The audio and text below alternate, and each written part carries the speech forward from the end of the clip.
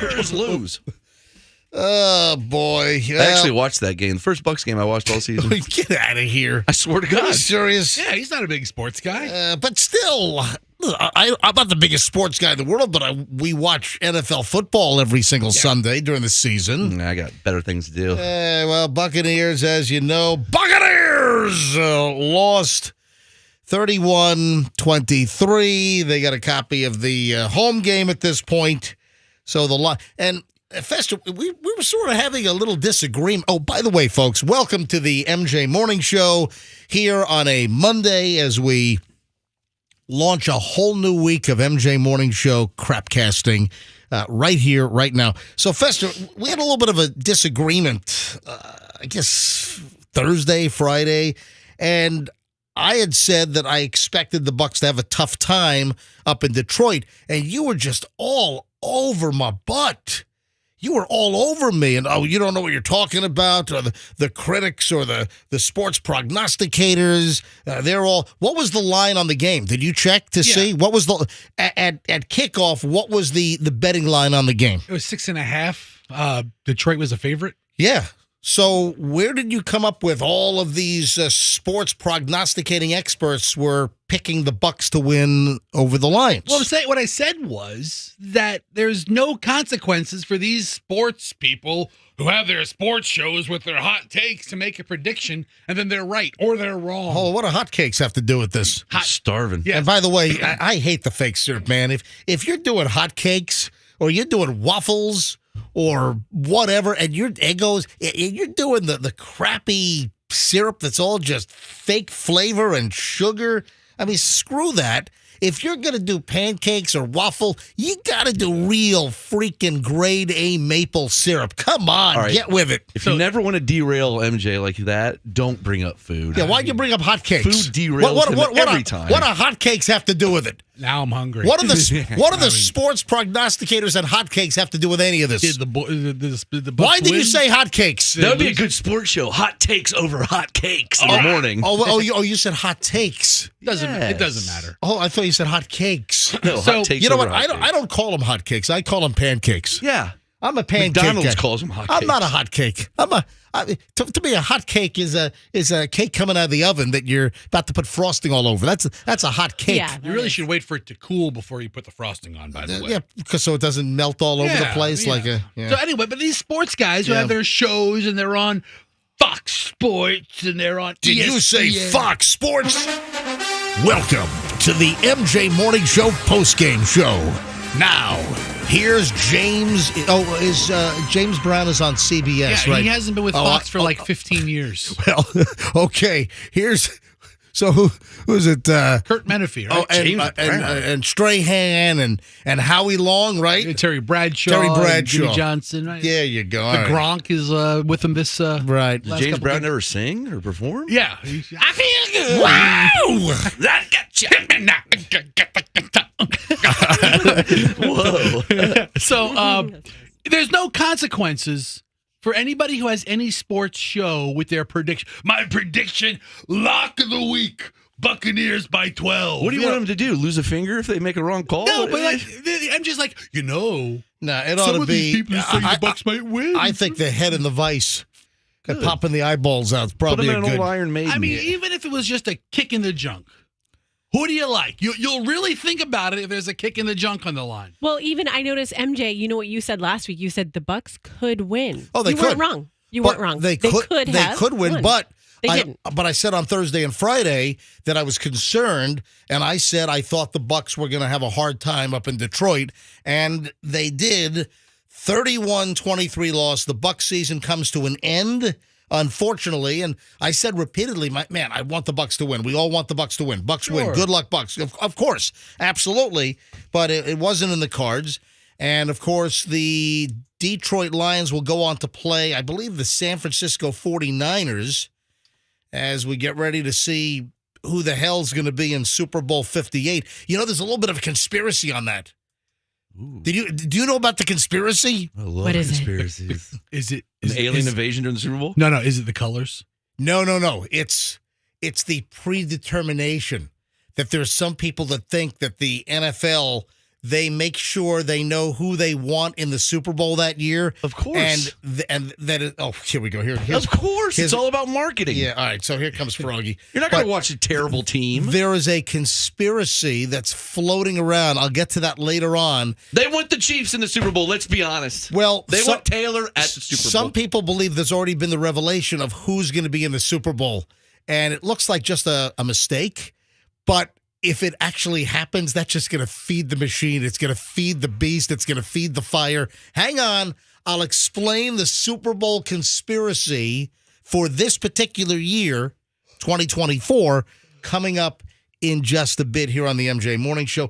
The other interesting thing to watch with the Bucs loss is you got some pretty significant free agents coming up, including Baker Mayfield. Now, Cleveland, from the Cleveland Show, who also doubles as the coach for the Tampa Bay Buccaneers.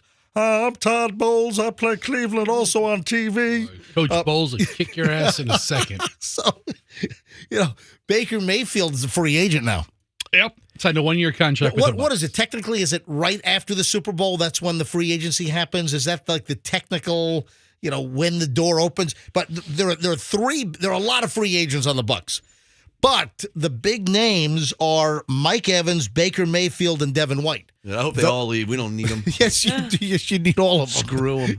No, Froggy, you need Go. them. You know what? All three of you guys, just go. Get out of here. I'm tired of you. You need them all, man. The Mike Evans. You got to have them all. Anyway, so sorry to see the Bucs lose. We all wanted the Bucs to win, but not in the cards. Just getting rolling.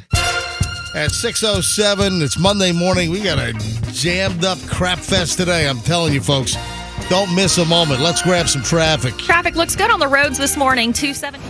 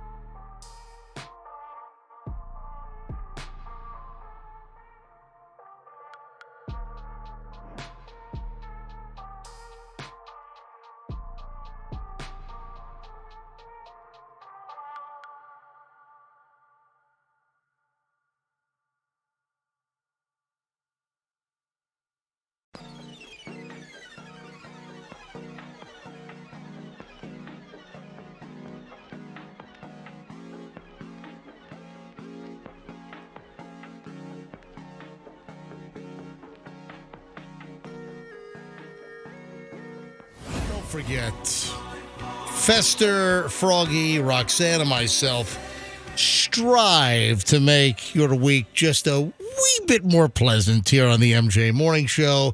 Rox, I can't wait to hear your Uber fiasco story. So you're telling me, and I saw, I think, an update last night in your email to me, you had already kind of tipped the crew off to your Uber woes. Are you okay? Yeah, you know what I just did? A piece of my hair just went into my eye as I put my headphones over, and it stabbed me in my eye. Oh, yeah. Oh, nice. Because I'm like I was flossing my eye. That's what the motion was God. like. So I'm looking at you, and you're making like this cringy, wincy face. Yeah. And that's your hair, which is stabbing your eyeball. Yes, that's what that's in relation to.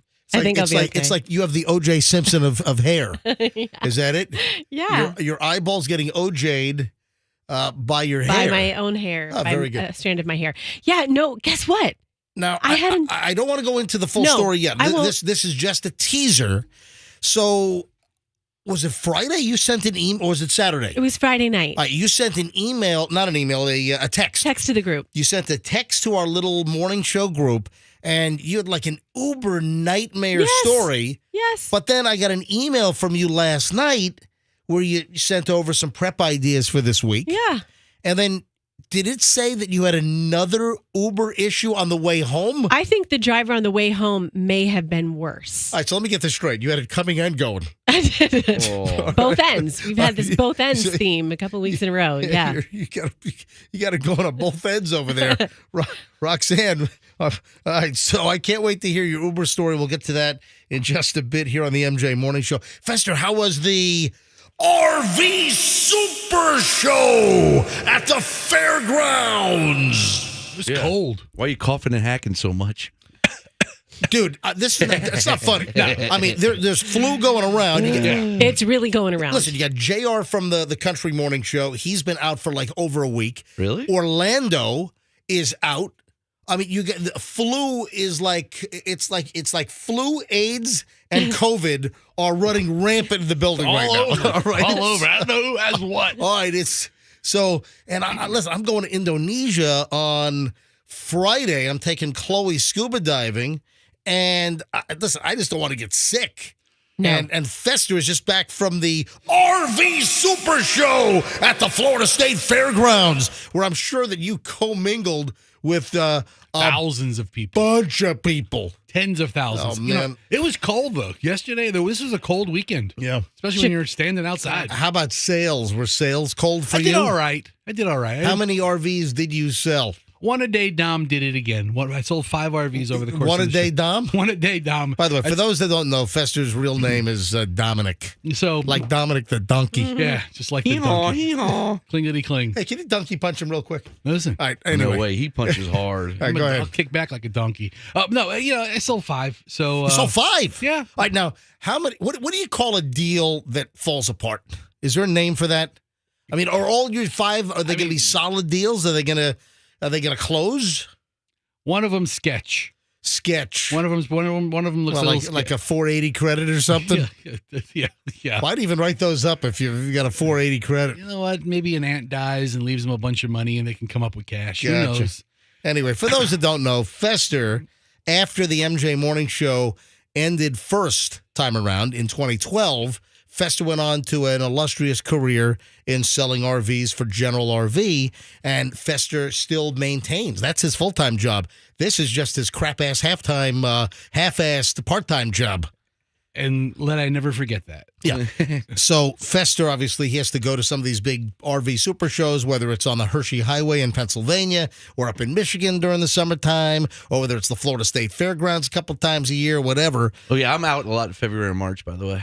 And Froggy, of course, this is Froggy's part-time gig as well. Not if it conflicts with the Jacksonville extravaganza. Yeah, Froggy sells shelving and pallet racks for his family shelving company. So, hold on, are you seriously out? Yeah, February 20th. I'm out of here. Oh, no. And then March. Hold on, where are you going in February? Going to the Orange County Convention Center. In Orlando or California? In Orlando. And then Orange County. March will be my second home, Indianapolis. I thought. Well, I thought there's spring break for you. So you're taking how many? Are you taking spring break with your kids? I don't know. I don't know. Are we on the air? Well, I don't have any spring break plans because I'm taking Because everything depends on you, of course. Of course, it is the MJ morning show. It's not the Froggy morning show. It's not the Fester morning show. It's not the Roxanne morning show. All our kids are in school. Yeah, I do notice we have a tendency to work on those days that we could be hanging out with our children on, the rare days off that they get on a Monday. We never really get to hang out with our kids. So my rule is I come to this job when I don't have anything more important to do. I have nothing else going on. Listen, I don't have anything else going on today, so I'm here. I have nothing going on tomorrow. Folks, you can rest assured that the namesake of the show, the MJ Morning Show, my only job is this right here, and my job, should I choose to continue, because I do this for fun. I don't do it for the money. I do this show because I enjoy coming in here every morning and doing the MJ Morning Show, and I truly believe the rest of the crew enjoys it as well. Oh, it's a blast. However, let me let our listeners in on a dirty little secret.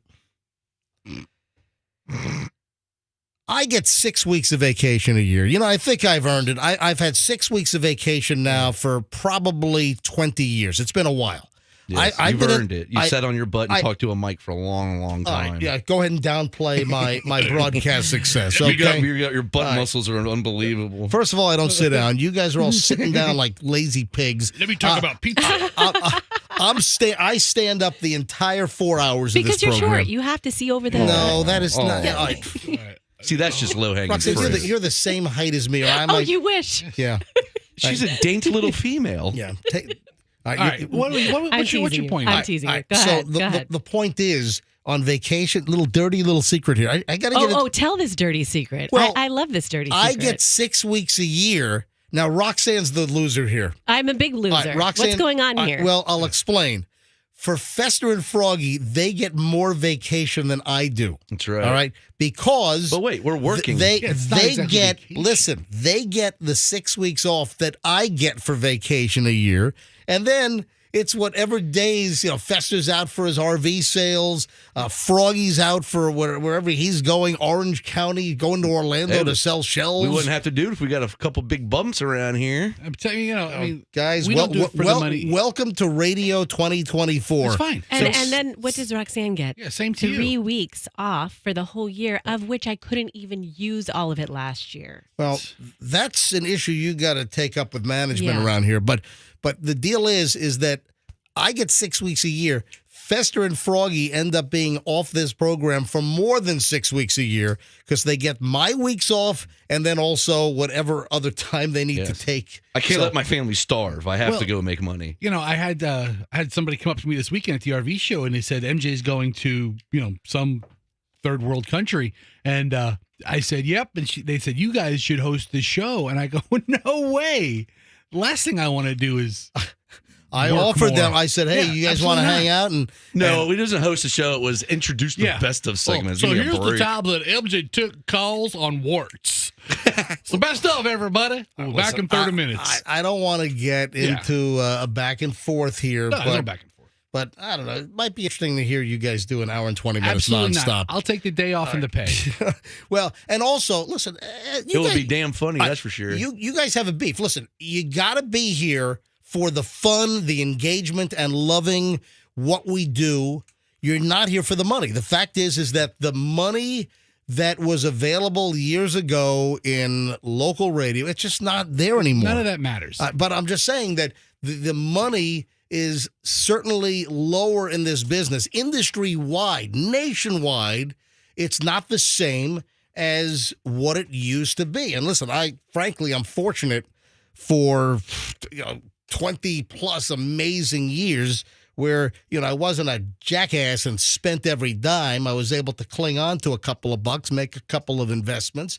And, I'm not here because I got to keep the lights on. I'm here because I like doing the show for our listeners. That's why I'm here. All right, listen. I do have an important question.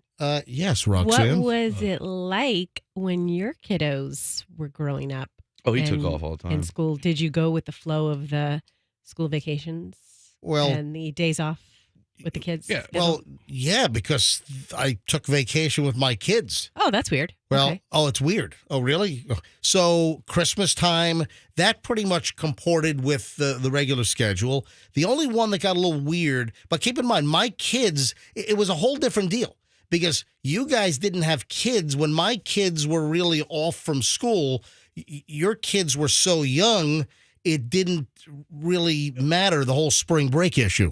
Our kids weren't born. Yeah, I was Yeah. going to say, Well, did they exactly. have kids after Born, the? yeah. 2 months before the show ended. Remember Yeah. when they fired us from the other station and I was holding my daughter at like 3.5 months old and like, oh yeah, we're gonna go in a different direction, and those slap nuts haven't recovered since. Yeah. FLZ. Slap nuts. Since they let us go, and subsequently, management and bigwigs said biggest mistake we ever made. I want to change this Yeah. morning show that would go to another company. Right. Good move. Yeah. Well, but they never recovered. Never recovered. Like Z1077 in St. Louis, our affiliate there, never recovered.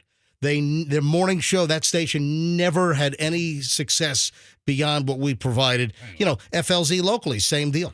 Money-wise, the revenue on the table never, ever recovered. But you guys didn't have kids back then, so the whole, Roxanne, I think what you're saying is I'm saying it's all about you. The point is somewhat moot because they didn't have kids where we had to line up spring breaks. Right. So, Right. back then. But now we do. We say, okay, public schools are closed these days. Yeah, that means nothing to me. We'll do a show. Well, I'm going to take them there. I'll do the show without you. Great. Do it. Please. What do you want me to do? Fester, you're so angry. It's not angry. It's just reality. All right, 6:31 at the MJ Morning Show. I didn't get to the whole thing I was teasing and planning to get to. Again, your fault. Well, all right, let me just in a cursory fashion just roll this out for the early listeners, and if I'll get into this in more depth later on. This is important. This is a lot of freaking beds. So my little teaser was, if you're in bed right now or just got out of bed, you probably want to listen to this. More than 580,000 beds sold at Walmart, Wayfair, Overstock.com have been recalled because they can break during use. Now, I'm just curious, what does use mean? Is that just lying there or like going to town in the bed? Yeah. The Consumer Product Safety Commission said in a recall notice posted Thursday that upholstered platform bed frames made by Home Design can sag or collapse during use, posing fall and injury hazards. Let me ask you a question. You got one job. You build a bed that can actually hold people that are laying on it. How do you screw that up? Do you not test your bed? Do you not? They have to have bed testers. What the hell? How do you build a bed that collapse? How do you sell 580,000 beds that collapse with what it's designed for people to be on the bed? Yeah. The Silver Lake Industries furniture company has received 128 reports of beds breaking, including 36 unspecified injuries. Yeah, the beds were sold at Walmart, Wayfair, Overstock. July 2018 through November of 23 for between $100 and $300. All right, listen, if you're buying like a slat bed. if you're buying $100 or $300 bed, I guess you deserve for it to collapse. Yeah. I mean, the bed has like wooden slats instead of like a box spring. No, you put the box spring on top of that in some cases, or if you have the slats, sometimes those act as the box spring, and I guess you can put the mattress right on top. I guess I've seen both. Because if you look at before you get to the headboard, there's plenty of space there for a box spring and a mattress. Anyway, if you have one of these beds that was just a cheap-ass hunk of crap that you bought at Wayfair, Overstock, or Walmart, just a heads up, because that's a lot of beds. 580,000 beds? All right, 6:34 at the MJ Morning Show. Little warning, because I don't want our listeners to get hurt. I need you listening to the show, folks. All right, let's line up early morons in the news next. Good pile this morning, and we'll jump into the morons next on the MJ Morning Show here on Q105. Stand by.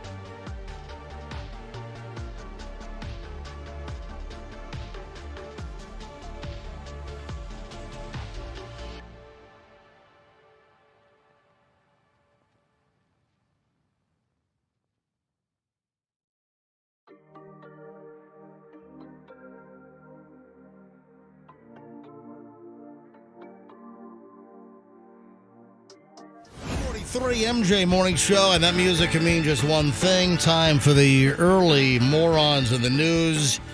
I tell you, I don't know what it is, but it's like some type of an acceleration effect. It just seems that the morons are just getting morony and more moronier and more moronery. Yeah, it does. Did you get that? Yeah, you're right. You're absolutely right about that. Man tried to swap drugs for fried pickles. Well, fried pickles are pretty yummy.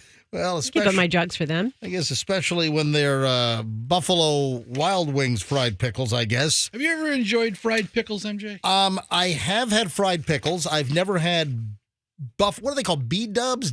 What is the nickname for Buffalo Wild Wings? Oh yeah, B-dubs. Buffalo and dubs for Wild Wings for like WW, right? Is that where the WW? That's where it comes from, right?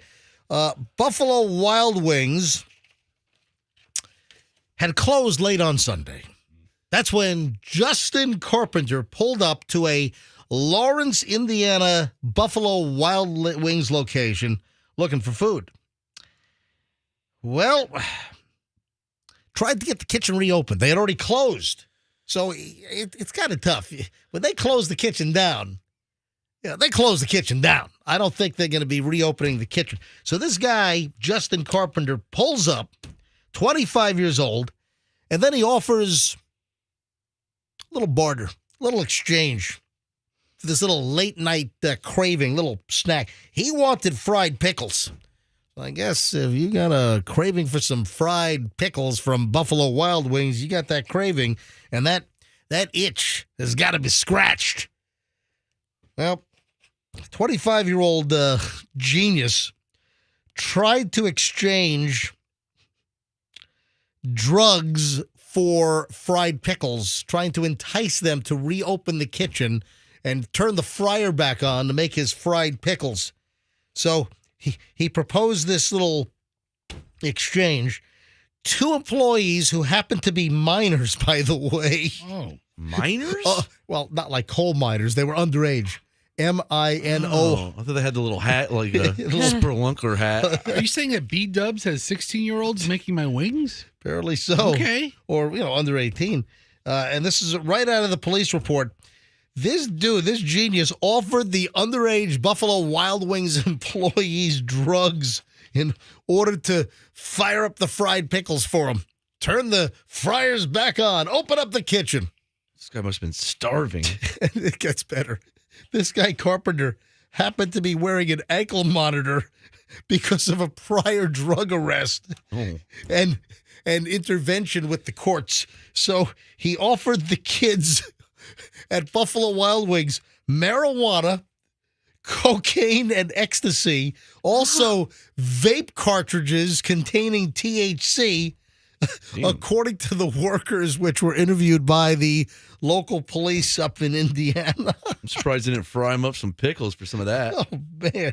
Well, you know what, Froggy?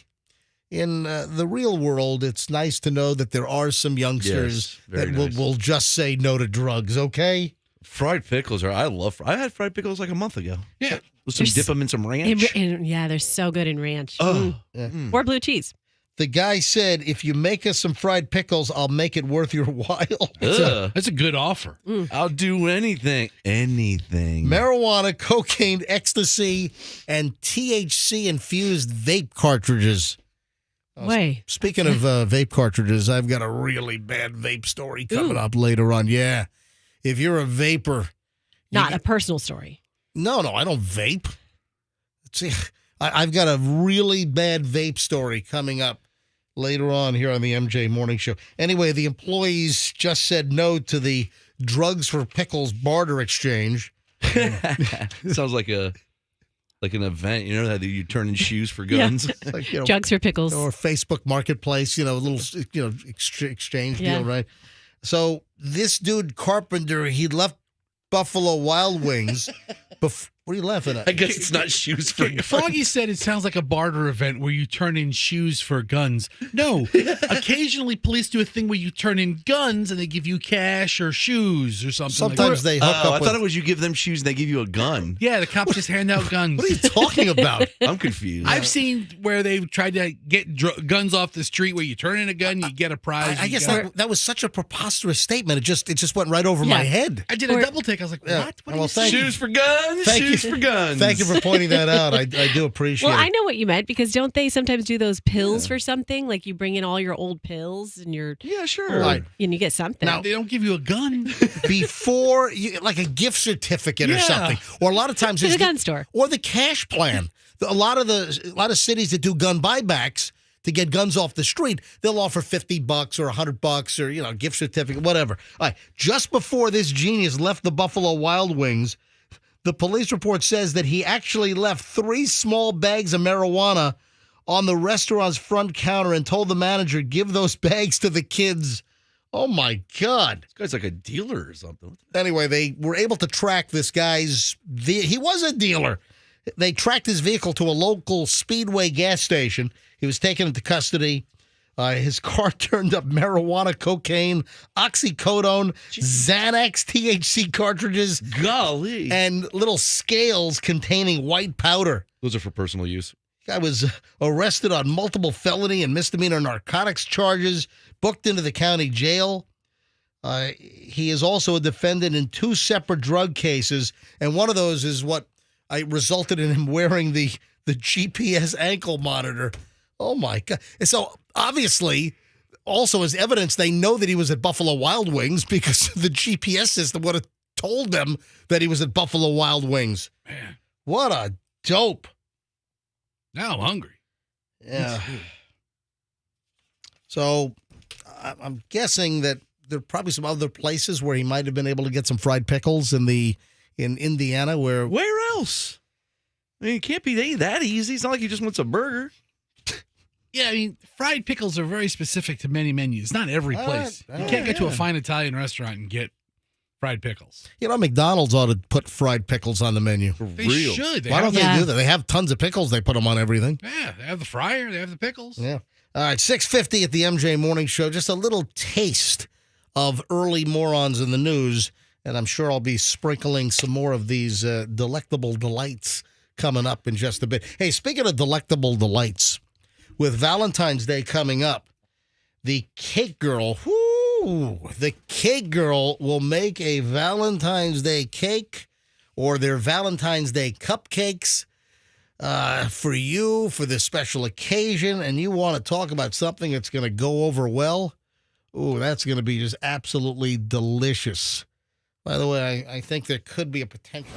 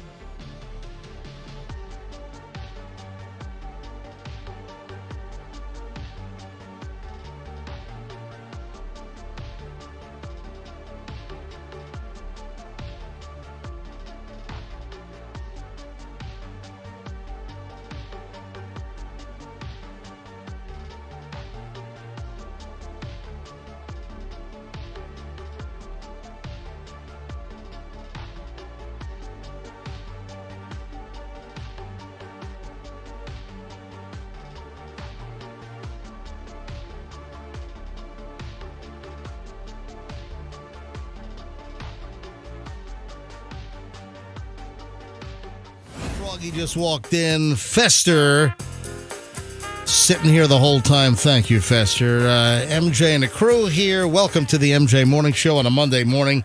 Hey, man, this sucks. Did you see this accused drunk driver that smashed through a dental office and then smashed through the Skyline Chili on Gulf to Bay? Oh, right here. Oh, my gosh. God. What a mess. Can you imagine you own the Skyline Chili franchise and some maniac drunk driver flies through the air after hitting a median? I mean, how effed up do you have to be to jam your car through a whole parking lot and then through a dentist office and destroying Skyline Chili? Yeah, it's pretty sad. Oh, my God, man. I feel for the dentist. I haven't had Skyline Chili in a while, but I like the place. It's famous like in the Cincinnati area. Yeah. And I was first exposed to Skyline Chili back in the day when we worked for the other radio station. And in the early days, it was owned by J-Core Broadcasting. J-Core then sold out to Clear Channel, and then Clear Channel became iHeart. But we used to go up to Cincinnati for their special Labor Day weekend fireworks extravaganza, along the river in Cincinnati.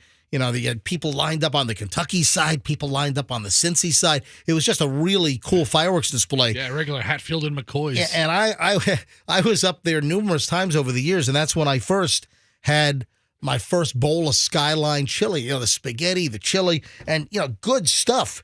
But here's the deal. I saw this in the Tampa Bay Times on the website that this car went airborne and catapulted and destroyed 2 businesses in Clearwater. That's awful. Early yesterday morning. So early Sunday morning, you got Skyline Chili,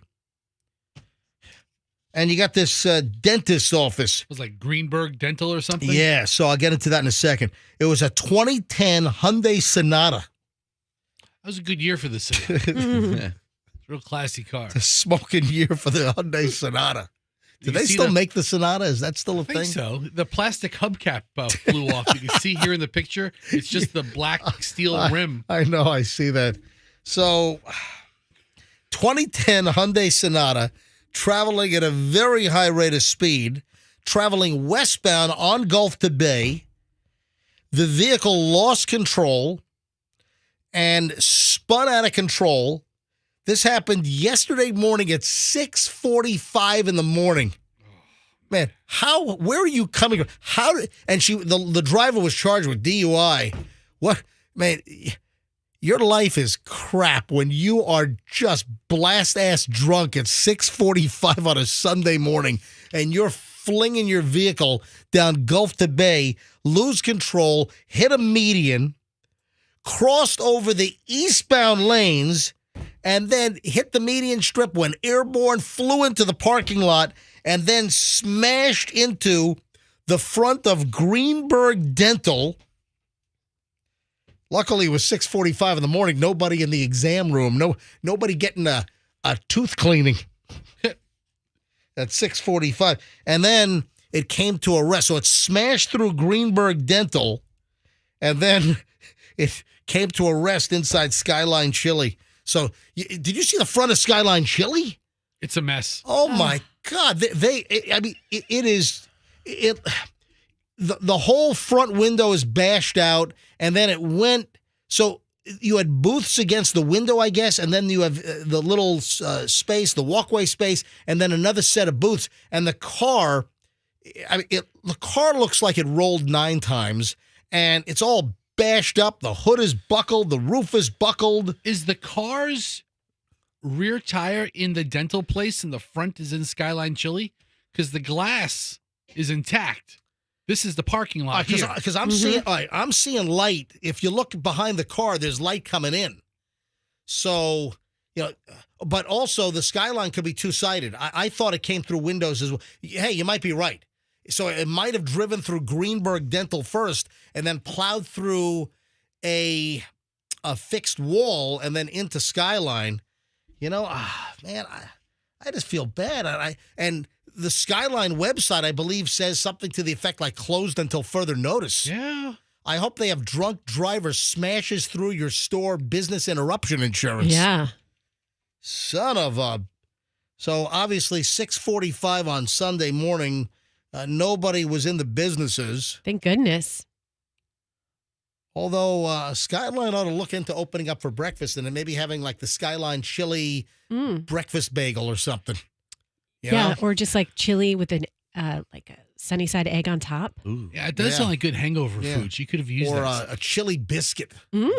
Yeah, give me a nice buttermilk biscuit with chili and spaghetti hanging off. Okay. I'd eat that all day long. Yeah, so nobody was in the businesses. The driver of the vehicle, Danya Trejo. Oh, is that like Danny Trejo, the actor? No, Danya, it's a female. Yeah, but this is his granddaughter. Yeah. And I'm looking at Danya Trejo, who looks to be about 23 years old. That'd be my guess. 23, 25. That's awful. Charged with DUI. Man, I haven't had Skyline Chili in a long time. You know what? We ought to, when they open back up, we ought to just show some solidarity. Maybe we ought to do an MJ Morning Show road trip to Skyline Chili. Together? Do the show. Let's broadcast from there. Yeah, there we go. From the grand reopening, Yes. from the accident scene. But anyone know Danya Trejo? Hey, young lady, that's no way to go through life. 6:45, you're blast-ass drunk. Luckily, she didn't hurt somebody. I mean, because she could have ran into another car and killed somebody.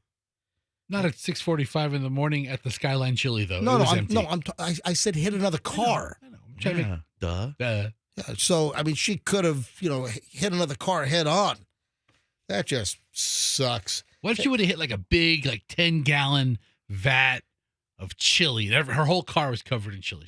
Her mugshot, she's all brown from the Skyline Chili. And then you got the dentist's office all wrecked. Did I ever tell you the story about my friend who's a doctor, and this is the craziest thing. We got a buddy who's I don't think he'll mind me talking about it, but his first name is Todd as well, his real name, and it's Dr. Todd Rosenthal, well-known South Tampa guy, and general practitioner, and his office. I'm trying to think, it's like up maybe West Tampa area. Maybe you can look it up, the location. He had like 3 patients drive through his office.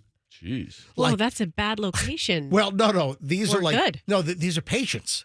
Oh. No, it's not like you're on a busy road and people are flying off the road. These are like elderly patients who, come on, Fester, what'd they do? They hit the gas instead of the brake? Damn right they did. So he had numerous. I mean, it was like 3. I mean, I couldn't believe it. All right, 1 is kind of a fluke. Then you get 2. Then you get 3. He had 3 like elderly patients smash their cars through the waiting room of his doctor's office. What road is he on? Is it Habana? Armenia. Armenia? Yeah, Armenia. So, so West Tampa area. So, Armenia and his, over the years, it's been a while, but they had to put the bollards in. Like 3 times you got elderly patients. Hit the gas instead of the brake. Another old fart makes a big mistake. So you got like some 89-year-old woman coming for a little, exam, going to the doctor, and just boom, car ends up in the waiting room, smashing through the wall. And I'm telling you, it happened like 3 times, and they finally put those 7-Eleven or Circle K bollards in. Those yellow, like, metal poles filled with concrete that are drilled like 5 feet into the ground. I mean, 3 times makes it sound like there's something wrong with the building. Was it like an optical illusion? It looked like you could park closer than you really could? Yeah, the side of the building, they have it painted like an open road. One of those murals that look like they go on forever. No, It's like a Roadrunner cartoon. Exactly. On the side of the building, they have it painted. It's so photorealistic. They have it painted like the entrance to a parking garage. That's the side of the building. So the old people just kept driving through the damn place. No, but seriously, 3 elderly patients. Can you imagine? You got the little reception desk in the doctor's office with the sliding glass window. They've got the clipboard where you got to check in and sign up. Hey, can you imagine? You got the little waiting room. You got magazines that are 7 years old sitting there, and you got just the little chairs in the waiting room. And you got, luckily, nobody was hurt with all of the incidents. And there were like people I think on multiple occasions, there were like patients waiting in the waiting room, and suddenly, kablam! Hey, suddenly car. Yes, I'm here for my appointment. I think one lady opened the door and said, yes, where's the sign-in sheet? Yeah, it's not drive-through doctor. But again, like 3 of them hit the gas instead of the brakes. All right, Fester's looking at, you found Google Street View on Skyline Chili and Greenberg Dental? There's like 50 Greenberg Dental locations around the greater Bay Area. I knew I heard of it. I think there's one in Britton Plaza. There's one like every couple of miles, it seems. What are they trying to give Aspen Dental a run for their money? Yes, they are. Is that what's going on over there? Big Aspen Greenberg battle. Hey, let me ask you a question. And I'm going to shift gears completely here. What do you think's better for you? A fried potato chip or a baked chip? Well, I mean, like the obvious answer is the fried is worse for you because it has more oil and fat content. All right, hold on. Start that sentence again. You're confusing me. Yeah, I'm confusing myself. Yeah, I know that. All right, so start again. Take 2. Beep. Okay. The better chip intuitively would be the baked one, right? Because it's not baked in oil. Well, fried in oil. Fried in oil. All right, stop. Take 3. However, Take 3. Boop. the better chip would be the baked one because it's not cooked in oil. There you go. However, maybe there are preservatives in it that make it worse for you. And maybe you should just go for the full fried chip. Not that deep, but the point is it's negligible. So if you're going for the baked chip, thinking, oh, it's baked, it's not fried, it's got to be better for me, the health differences are really kind of negligible. It's nowhere near what you thought. I was reading this story about a dietitian that did research and examined baked chips versus fried chips, and the findings are kind of shocking. The woman's name is Gabby McPherson, and she looked at the nutritional content of the typical single-serving bag of both a fried potato chip and a baked potato chip, and trying to figure out, hey, which one is actually healthier? And, of course, the baked chips have become very, very popular, and people think, oh, it's baked, it's got to be better. The baked chip market has become big. So the baked chip market is now a $6.2 billion plus market. That's massive. I want to go on the record and say that I hate baked chips. Yeah. And I think they're a big waste. I don't hate them. I do. I Like mean, a Pringle? No, I love a Pringle. But I mean, just like a baked lay. Yes. what other inanimate objects are you very hateful towards? I hate keyboards. You hate keyboards? All right. What the hell? No, I'm just kidding. I actually love keyboards, but I do. Do you hate laundry baskets? I hate laundry baskets. That's what I thought. Look at that. I banished them from my home. That's what I thought. They're not allowed. Yeah, but the point is that it's negligible. The health benefits or the healthiness of a baked chip over a fried chip, is it really worth it? I mean, I'd rather go for maybe the flavor, you know? Her analysis shows that fried potato chips are really not that much worse than a baked chip. So the difference is really negligible. Single serving of a bag of fried chips, 149 calories, 10 grams of fat, 1 gram of saturated fat. Baked chips, 131 calories, 5 grams of fat, 7 grams of saturated fat. So it's not that big a deal. So, hey, I'm going to opt for flavor, man. Yeah. And you know what? Fat is flavor. It really is. That's why, Roxanne licks Fester's belly every morning. Oh, it's so good and juicy. So flavorful. I actually just take my coffee cup and rub it along his belly just to fatten up my coffee and give it a little flavor. Starving. It's like a bulletproof coffee. Instead of a lump of butter, she puts a lump of me in it. Listen, I thought it was interesting though that the difference between baked and fried chips, it's not that much of a difference. So hey, go ahead and enjoy. All right, when we get back, we start an hour and 20 minutes of Nonstop MJ. In minutes, hour and 20 minutes, Nonstop MJ next. Included Roxanne's Uber nightmare. I want to know how you corrected this. I mean, we've had some Uber nightmare stories, and listen, I've been lucky. I've been in probably a half dozen Ubers in the last 3 months or so, and every one was fine. I didn't have really any major issues. So Roxanne had it coming and going, but you texted our group on what, Friday night was it? It was Friday night, Yeah. and I did it like right while it was happening, so it'd be fresh. All right, hang on, folks. What happened? That's among many things, because we've got an hour and 20 minutes to fill. Oh, Froggy? Mm-hmm. Dude, I'm about to blow the lid off all the conspiracy crap that you believe in. And I know that I'm going to bring up a conspiracy theory and a video that's been circulating, and you're going to go, oh, man, that's real, man. All right, hold on, folks. You got to hear the next segment. Minutes away here on the MJ Morning Show on Q105. Stand by. Hey, new.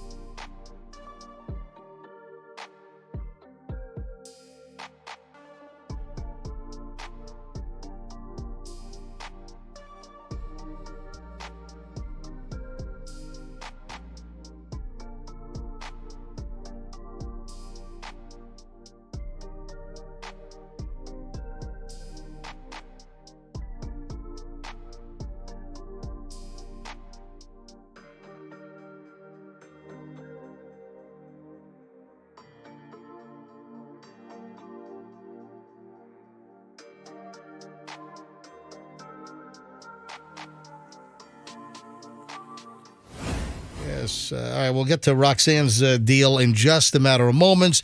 Conspiracy theories. Oh, man, people loved my blindfolded video from over the weekend. Did anyone see that? No. Did anyone see the blindfolding of MJ? Yeah, I did. I saw it, but I couldn't listen to it. So I saw it on my phone. Why couldn't you listen to it? I was like scrolling through Instagram with my kids in the room, and they were trying to sleep, and so I just was like, had the volume down. Don't you ever do that? No. I mean, if there's a video running, you kind of need the audio with the video. I always look at Instagram with I'm kind of a little partial to audio. I'm kind of a little partial to the media that involves listening. I don't know. I kind of made a career out of it. All right. Anyway, so we'll get into Roxanne's Uber thing in just a second. Let's just take a moment and congratulate the Buccaneers on a season that was much, much better than expected. Yes, it ended in Detroit last night with the loss to the Lions. What was it? 31-23 was the final, right? Damn. Is that correct? Yeah. Almost got him. Yeah. Almost what? Almost got him. Almost got him. Hey, you know what? Almost got what? There's always next year, huh? The Bucs were in it the whole game. Almost got the win. What the hell? A couple of weird things. I thought maybe, Bowles made or his, coaches made some questionable calls. But anyway, listen, the Bucs early in the season, the predictions were that the Bucs were going to win 1 or 2 games the entire season. And here, they won the wild card. They're in, the playoffs. They got a whole lot further with Baker Mayfield's first year. You know what kind of sucks? What? It's sort of like the same thing in radio. If you have some legendary, like radio morning DJ or morning show. Like who? Listen, I'm just saying that there are numerous examples. Like, for instance, when Howard Stern went off of FM radio in New York City, and I think it was David Lee Roth took over. And that was a freaking disaster. And Adam Carolla got some syndication stations, and he didn't do well at all. No, listen, the bottom line is when you have like someone that is like legendary, you don't want to be the next one in line. You want to be maybe the one after the next one in line. David Lee Roth was like, "Good morning, yeah."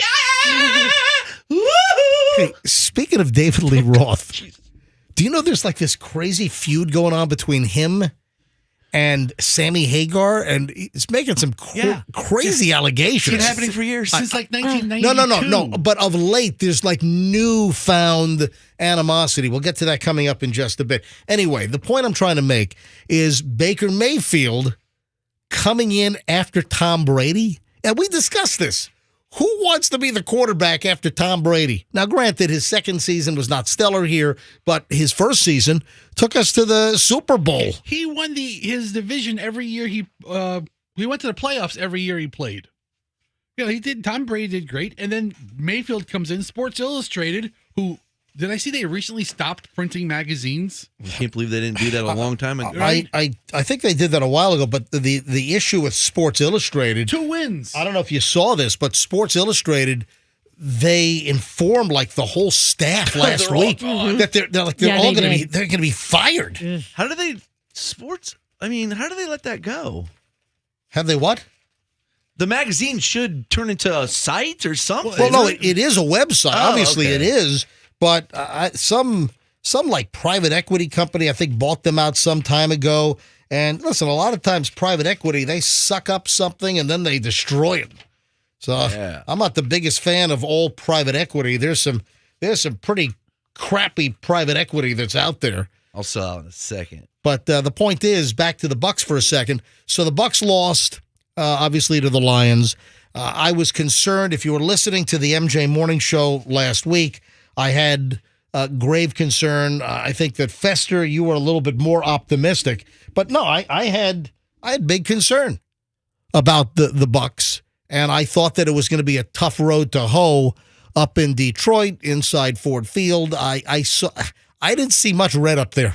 It was when you watch a game like the Packers come to Tampa Bay, you see a good deal of green The Eagles, you had a bunch of Eagles fans down here, for that game. And I was looking for like any red in the stands at the Lions game. I didn't see much. I think there was a fight like in the 200 level seats, and I saw some blood. That might have been the only red that I saw up in Detroit yesterday. So they did a camera shot toward the end of the game into the stands, and we saw one guy by himself in creamsicle orange, just sitting there with his arms folded. That was it? And all the Detroit fans going nuts. But no, it was a good game, good season for the Buccaneers. Great season, man. Great game, guys. Good game. So congrats. It all ended, though, 31-23. And the other thing, before we get to Roxanne's little Uber story here, and of course, ladies and gentlemen, you're listening to the NFL on the MJ Morning Show. Free agency. Baker Mayfield, Todd Bowles, who sounds a little like Cleveland from the Cleveland Show, Todd Bowles says, hey, I want Baker Mayfield back. Well, listen, he's a free agent, right? And then who else? You got Mike Evans and Winfield. Those are some of the big names as far as free agency goes. So will any of them be back? Will the Bucs, roll out the checkbook to keep Baker Mayfield, Evans? Those are the two big names who you want to keep. Listen, I think Baker Mayfield has, a pretty good career ahead of him.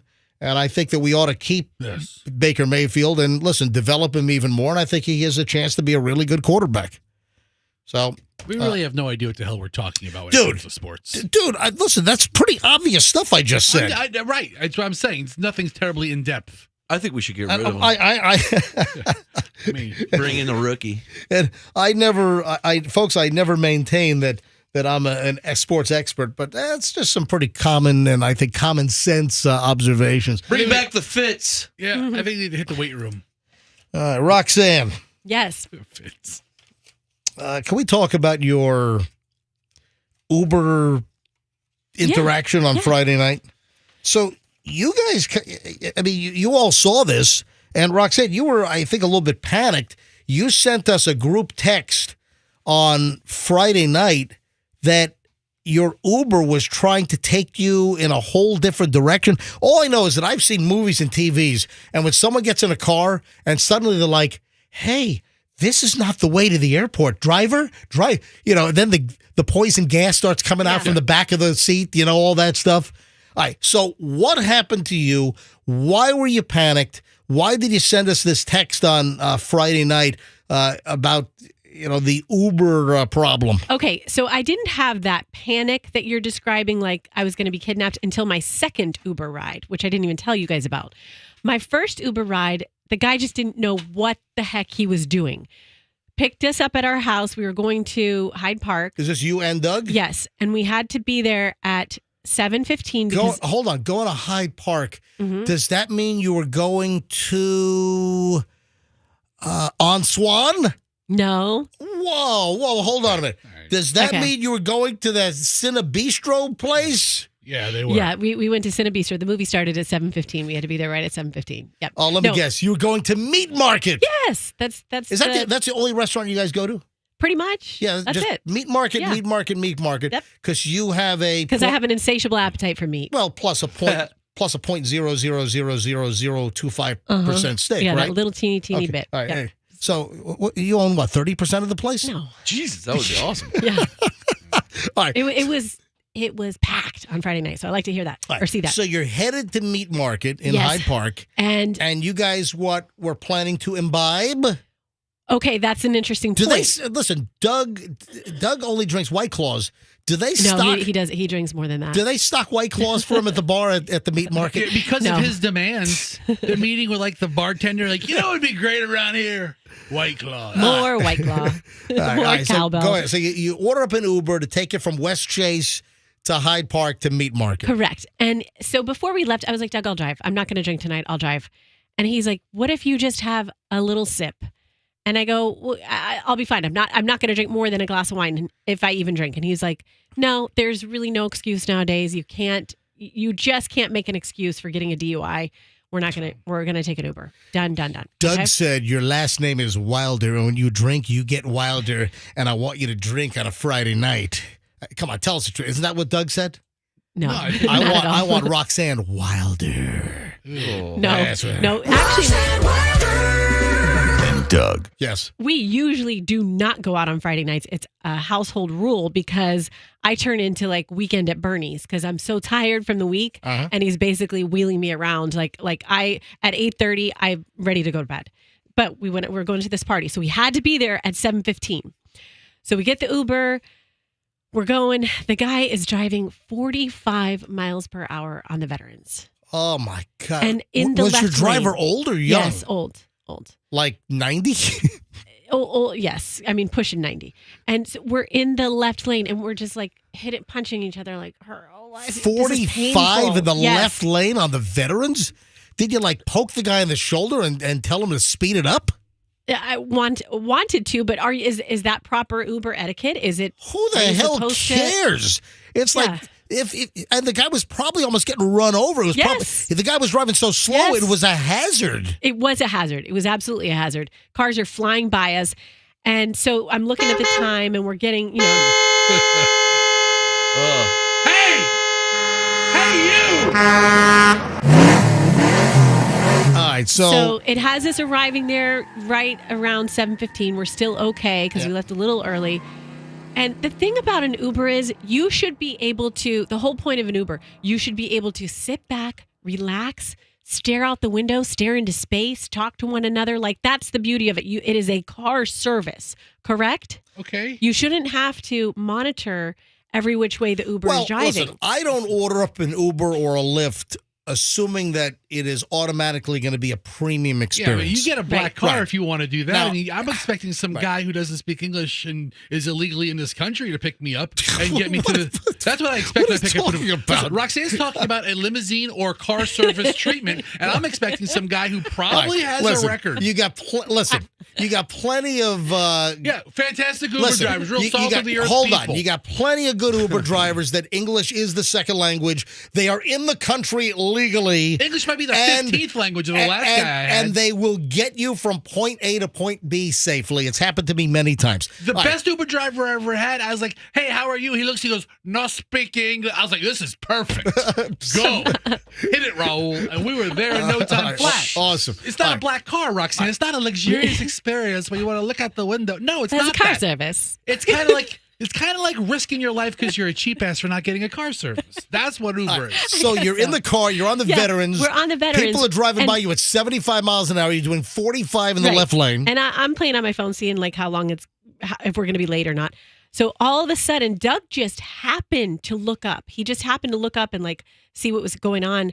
And he goes, "Stop the car! Stop! Do not go that way! Do not go that way!" And the guy was just about to take us over the Howard Franklin Bridge. What the bleep? Yes. Wait a minute. You're going to Hyde Park from West Chase, and he's Yes. about to take you over to Pinellas County on the Howard Franklin? Somehow he'd made his way Dude, over listen, from the left lane. They follow the app. The app That's- how do you not Okay, follow the okay. map on your app? we can see it from the back seat. And Doug's like, "Look, go!" He's like yelling at the guy. And I'm not a big. I know someone who tragically died in a car accident Oof. because someone said, Jeez. "Get over, get over." I'm not a big get over. and then the person. people just Get without over. even Yes, without even yes, looking. Yes. And so that always makes me nervous. But he was so adamant. It was a good thing that he was, because that would have taken us 25 minutes out of our. I mean, once you commit to the bridge, then that's an extra at least 20 minutes, right, to get back. At least, yeah. At back least. and forth. Oh my! But Right. how do you make that mistake? And then he's actually pointing at his app and showing us and saying, "No, look, it says go right here." Oh, And wait. it was the loop-de-loop deal. No, it no, was no, the loop-de-loop. no. Yeah. Maybe he thought you were going to some meat market in South St. Pete. No. He's pointing. You know when you go on the loop-de-loop to get onto 275 from that. Yes. He's pointing at the loop-de-loop saying, "Look, it's telling me to go right here." We're like, no, up ahead. So we thankfully. Oh boy. Yeah, and then he's like, "Boy, you guys really know this area well." Yeah, we're just like the back of our hands. Yeah. We're just navigating. Was he from the area? Because I've had Uber drivers that said when they make long hauls, let's say they're driving to Lakeland or driving to Orlando, then they'll just go available there and pick Yeah, up they'll do rides. some local And rides or they're whatever. not familiar with the town. I had a guy from Pittsburgh that had driven somebody down to Clearwater, and he was just doing some local runs. Yeah. No, I'm kidding. A Pittsburgh to Clearwater Uber. That's a hell of a All right, tab. so you got there safely. We got there safely. But okay. So how did you avoid? So Doug screams out, "Stop!" Yeah, stop the car. And so he stopped God, right you're in the lucky middle the of guy didn't just lock him up, and then you get rear-ended and. So we're in that middle part where where you're not supposed to be, where the crisscross, where the lines are. Oh, so And then you're we're at able the fork. Yes, exactly. And you guys are now sitting at the fork, trying to weave back into the and yes. Have you ever seen the debris that's in those areas? Yeah, how does it all pile up? All there? gets just loaded up in there. Probably nails and screws and condoms and all Ew. kinds of stuff. I don't know. All kinds of What a stuff. terrible place to do You it. imagine right getting there. you imagine getting 4 flat tires in your Uber and he's riding on rims. All right, go ahead. Okay, so we made it there. Yeah. The drive home was worse. Oh, wait, same guy? No, different guy. What'd you tell him? Wait for me? And by the way, I didn't drink, so all of this is all for naught. Wait a minute. Wait. How do you get a worse Uber driver on the way back? This guy was, number one, listening to he was a young kid. He was listening to something the whole time. He was completely, utterly unaware of what was going on. Totally disengaged. May have been on drugs or may have just been really focused on his, he was very apologetic every mistake he made. You've got Uber X, you've got Uber Black, You've got Uber Ecstasy. and then you got Uber Drugs. Yeah, Yes. Uber Ecstasy. Where the drivers are absolutely on something. So he was, for instance, we were on, I think it was like Spruce or whatever, and he's approaching a light and he's supposed to go straight. And we can see the map because you know how they have it like mounted on their thing. And all of a sudden he gets in the left lane. We're like, why are you turning left?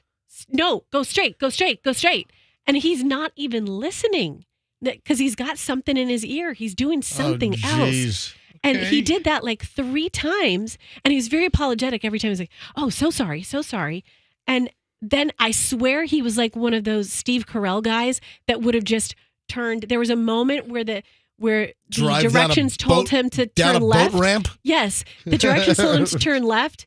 And he like immediately turned left, tried to immediately turn left, like almost into a ditch, like just complete, utter lack of spatial awareness or any sense of what's going on around him. And it should have been a sign when he was first picking us up that he's driving through Hyde Park, his window is down, and he drives right past us, and we're standing there screaming, going, hey, hey, hey, hey, So like if you are driving and you're looking for someone, you would think you would see that. Like he just not paying attention to his surroundings at all. I've had some good Uber rides recently. I've had some good drivers. So I'm sorry that you got 2 duds on Friday night. 0 for 2 on Friday night. You had it coming and going. Mm-hmm. Holy moly. Hey, speaking of our weekend, Saturday night, we had the discussion about this time on Friday's show. I kind of blew a surprise. My birthday's not until Wednesday, but this was technically, birthday weekend for me. So family wanted to do a special thing. Julian was coming in to surprise me. And of course, I blew that surprise because somehow his flight populated on my Google Maps. So I knew he was coming. And I was like, hey, why are your flights coming? And so I blew that surprise. But anyway, listen, we had a great weekend. But here's what was great. And this made up for anything. They did a surprise dinner for me on Saturday night to the point where I had to be blindfolded. They didn't want me to know where we were going. This has never happened to me before. I've never been blindfolded and put in the backseat of a car. The only thing missing was like the gag, tie a rip piece of cloth and which I find surprising because you're such a prime abduction target. When people saw you with your blindfold, did they think you're like an eyes wide shut, kinky? If I ever got kidnapped, they couldn't let me go quicker. This guy won't shut up. I'd be a pain in the ass, kidnappee. Anyway, so I get blindfolded, and folks, the videos, and yes, there are multiple videos. I'll explain. These are on my Instagram at Certified MJ Radio. So go to Certified MJ Radio on my Instagram, And you'll see the first one, we're standing in the driveway at my house, and this is where, Michelle is next to me, Chloe's next to me, Julian is behind the camera, and that's when I'm handed the blindfold to put on. I had no idea where we were going. And, Michelle and Chloe, they're all smart, and Julian, they know that I know the roads. I know the neighborhood.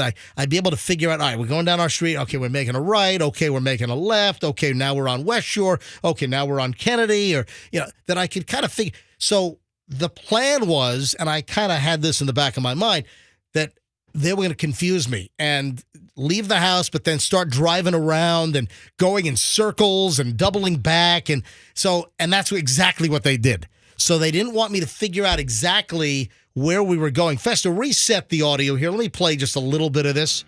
Unmute and then just hit refresh, will you please? Just hit refresh. So here's the video. I gotta got it? I gotta go to your page now.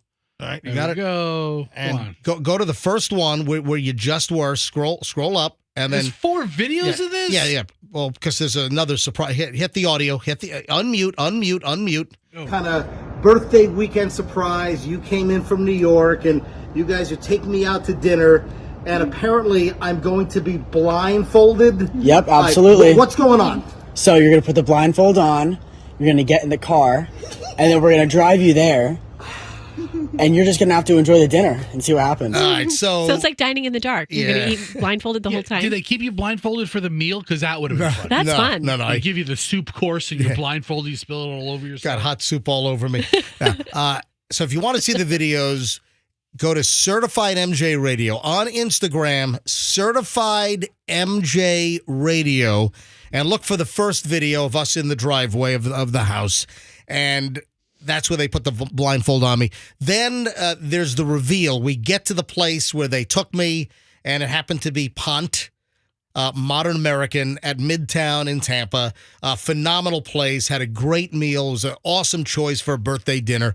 So they took me to Pont Modern American. They blew it. They should have driven you to Olive Garden first and started walking in and then left that place. But it was. What's the surprise? It's a restaurant that you like. But here's the deal.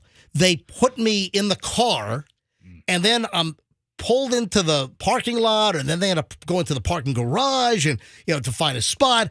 And, that is a freaky feeling to be led for like 100+ yards. You're walking and you're like, you don't want to trip. And Chloe's like guiding me, holding my hand, but still it's a freaky feeling. So then they've led me down the sidewalk right in front of Pont Modern American, and they have me pull the blindfold off. And, it just takes a second for you to get oriented to know where the hell you are. So that's where I am, and that's No idea where we are. Here's the reveal. So, am I allowed to take this off now? Yes. And look up. All right. And look behind you.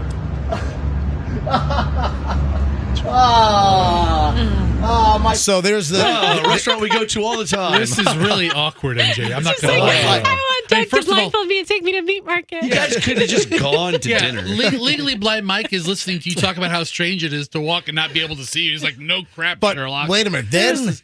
Then let me wrap this up with the final video.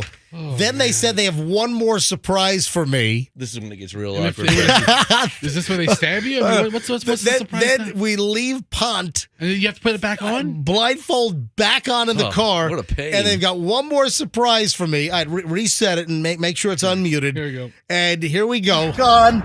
Dinner is done. I've been taken somewhere else for my birthday evening surprise. Kidnapped. I have no idea where I am. You're hostage. When can I take the blindfold off? Yes. Can I take it off now? Where? Yes. Alexei. That's where they should have taken Hey, you the first get time. the spaceship. So they drove me to 2001 Odyssey. They drove me to 2001 on Dale Mabry across from Mons Venus. You went in there with your daughter? No, we didn't go inside. What are you guys working on a sizzle reel for the Schnitz reality show? What is this cheesiness? They take me to 2001 strip club, and just in the parking lot. And that was kind of funny. Anyway, the video's up on my Instagram. If you want to see all these little videos as I'm... And listen, I had no control. Listen, Fester, Yeah. you guys know this. I like to be in control of everything. No, not you. You know, I might be described as a control freak from time to time. A little bit. You play Janet Jackson control constantly 24/7. That's all. Coming up next on the queue. So for me to, submit and to allow to be blindfolded and not knowing where I'm going, that is so far out of my realm of existence that it was actually kind of interesting. And I just have never had that happen before. And if you want to see the videos, again, up on my Instagram, Certified MJ Radio, and give me a follow while you're there. I tell you, the video, people love the videos. You guys are just a hoot. Within 2 hours, there were already like 12 or 13,000 views of the video. People just, saw the little freeze frame of me getting blindfolded and like, oh, what's this? I thought you were getting shot next. I have to watch this. All right, you guys are the modern day cleavers. Yeah, it's like that Chrisley guy who's in jail. Only not so effeminate. All right. Well, Froggy, I think you might have been one of the ones that sent me this. And, man. Be stupid. Be a follower. Be one that doesn't believe. All right. Froggy has sent me all the UFO stuff lately. The guy standing on a cliff who Froggy says is an alien in Brazil. Then you got what? You got the jellyfish. The jellyfish orb NAP. At over some U.S. Air Force base in Iraq in 2018. And what was the other one? That was the one in Miami where the kids' fireworks are going off and 1,500 cops show up. The Miami Mall on New Year's Eve or day or whatever.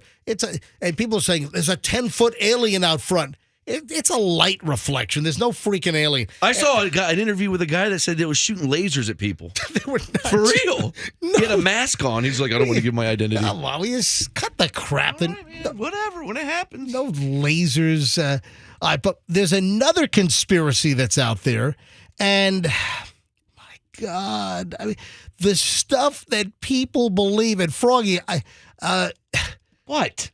I had probably half a dozen people send me this in the last, 3-4 days.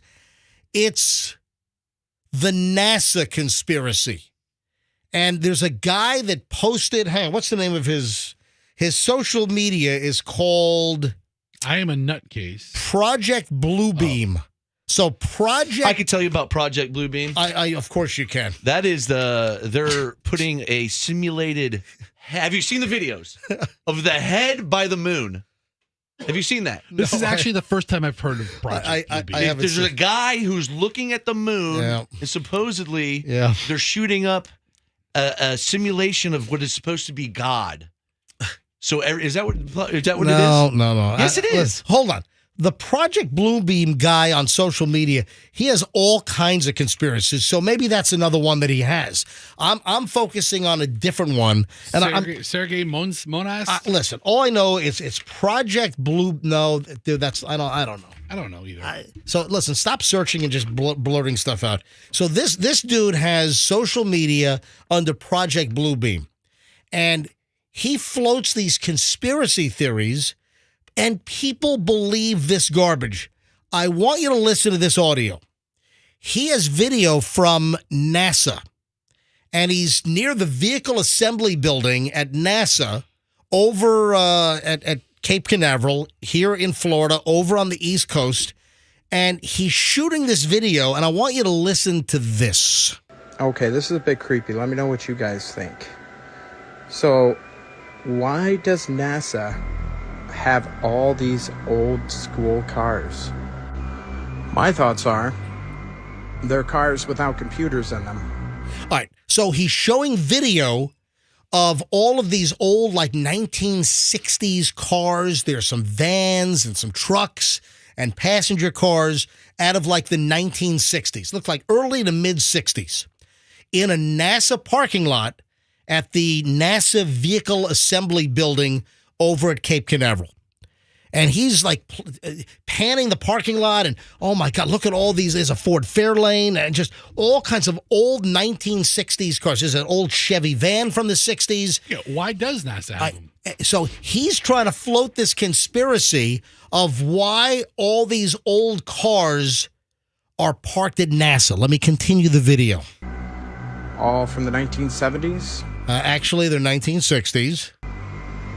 They're preparing for an EMP blast. What's out of So he's saying they're preparing for an EMP blast. EMP is electromagnetic pulse. It's a byproduct of a nuclear explosion, or you can have an EMP weapon without a nuclear explosion. And EMP will destroy all modern electronics. It will just fry circuit boards. It'll make our electronics inoperable, just fries them, and could knock us back to the dark ages. That's one of the concerns with North Korea, with the Russians, the Chinese, is that they would try to destroy American society with an EMP blast at altitude to just wreck electronics where nothing works. I mean, we're sent back to the dark ages. So he's trying to suggest that NASA is getting ready for an EMP to destroy modern electronics, which would make all of our modern cars inoperable because they're all computer controlled. He continues. They're not just old school NASA cars. Here's a news car. They have a whole fleet from NASA vehicles, semi-trucks, ambulances. Perhaps this is where that $50 million a day budget is going. Because we all know it's certainly not getting us into space. Collectors of CGI videos and apparently old school cars. Let me know what you think they're using them for. Question everything, friends. Let me know what you think they're using the old cars at NASA for. Then he ends with question everything, folks. Okay, I'll take you up on that offer, Mr. Project Bluebeam. I'll question everything. You want to know why all the old cars were parked at NASA earlier last year? This is 2023. Do you want to know why all the old cars were parked there? For a movie shoot? Yes. Oh, really? Yes. Oh, they were doing a movie? Excellent guess. All of the old cars are there for a period piece that was being shot. A video circulating when I just question everything, folks. Why are there old cars? What do you think? I'll tell you what I think. Just a quick Google search shows that they were the video went up about a week ago. So the video was posted about a week ago on Instagram, on X, formerly Twitter, and it's a lesson in people being told what to believe or the power of suggestion. This is garbage. It was for a movie shoot. Roxanne, you're 100% right. The cars were parked at the Vehicle Assembly Building over at the Kennedy Space Center at Cape Canaveral for Project Artemis, which will be released on Friday, July 12th, 2024 in theaters. Then it goes over to Apple TV for streaming. And it's before the 55th anniversary of the July 16th, 1969 Apollo moon landing. It's got some big stars in this movie. It's a freaking movie shoot. And, oh, my God, conspiracy. Oh, my, why? Oh, they're getting ready for the EMP blast. Why? Question everything, folks. Yes, I'll question everything and find out that the old cars were there for props. For a movie shoot, shooting a 1960s movie about the space program and the moon landing. That's why you have 1960s cars in the parking lot. That's it. Scarlett Johansson, Channing Tatum. Oh, yeah. Woody Harrelson. I won't be watching that. Ray Romano. Ray Romano. Hey, we got aliens here in the parking lot. I'm Ray Romano. That sounds like Woody Kermit the Harrelson's Frog. still doing movies after that documentary came out? Are you kidding me? Ugh. But listen, the point is, it's a simple explanation. But that's what the internet, that is what social media has done to us. All these cretins out there pushing all this conspiracy crap, and people believe this stuff. What you missed, you skipped over my part of Project Bluebeam, which is when it's the third stage. And if you actually go to YouTube right now, Fesh, you could go to YouTube right now and look up face seen near moon. Okay? And that is, so listen, the third stage of Project Bluebeam involves the use of technology to create a fake religious event. You're incorrigible. Such as the appearance of a messiah or a prophet using holograms or other special effects. Now go to that video and you'll see they put up the hologram right next to the moon of a fake looking Aztec god looking thing. Do you see it? Believe it. Now look back. Watch. You zoom it in. Zoom it. Look. All right. Froggy, that is a face. What is this Yeah. garbage? No, look. Keith, look. I see the face. It's a cloud. It's not a cloud. It's a cloud. And you're telling people to look for... Look at that. It's That's a nose. That's his nose. It's a cloud.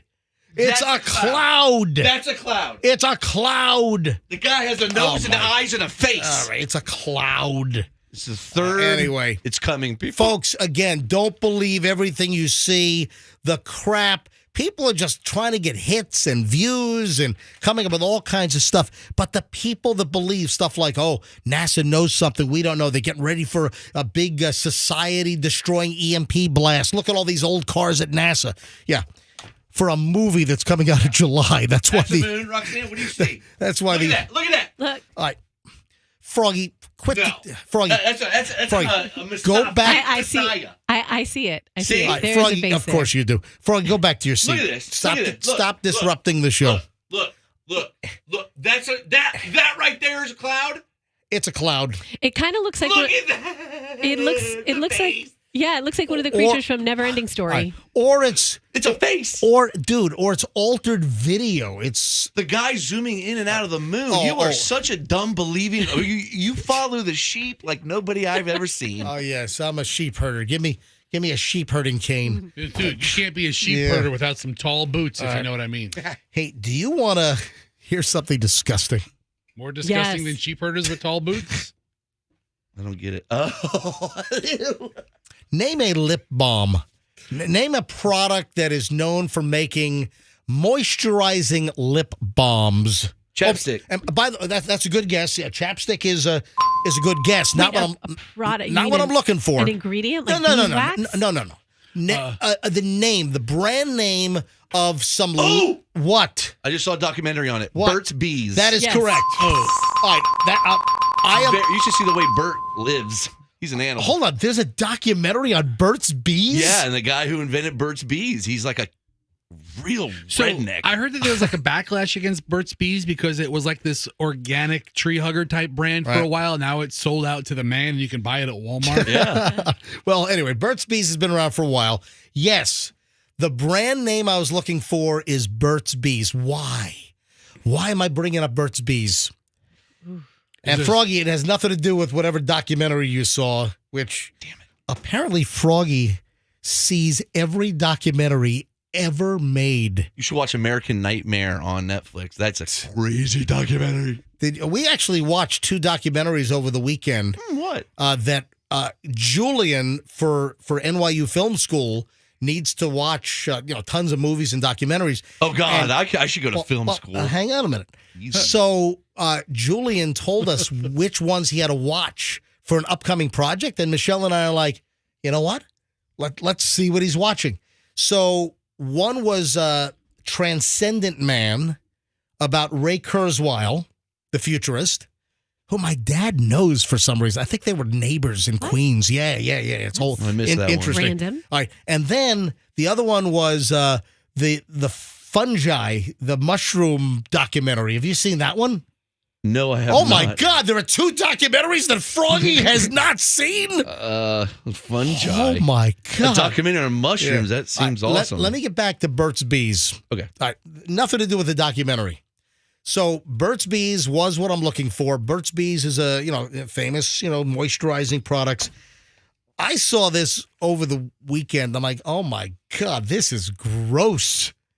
Well, maybe not for Fester, but Burt's Bees has announced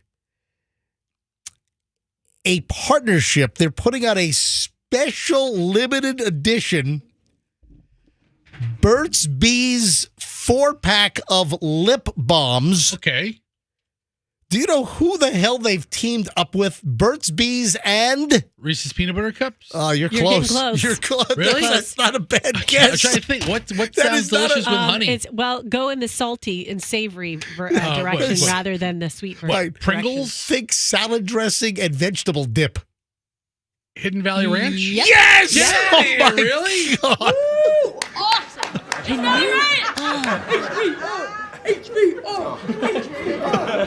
There's There's a Hidden Valley Ranch party in my mouth. The Hidden Valley Ranch party in my mouth. Write that down for your... There's a Hidden Ranch party in my mouth. Oh, man. Can you imagine making out with someone who had Hidden Valley Ranch dressing on their lips? God, dude, have you never made out with somebody at the Hot Wings place? Listen.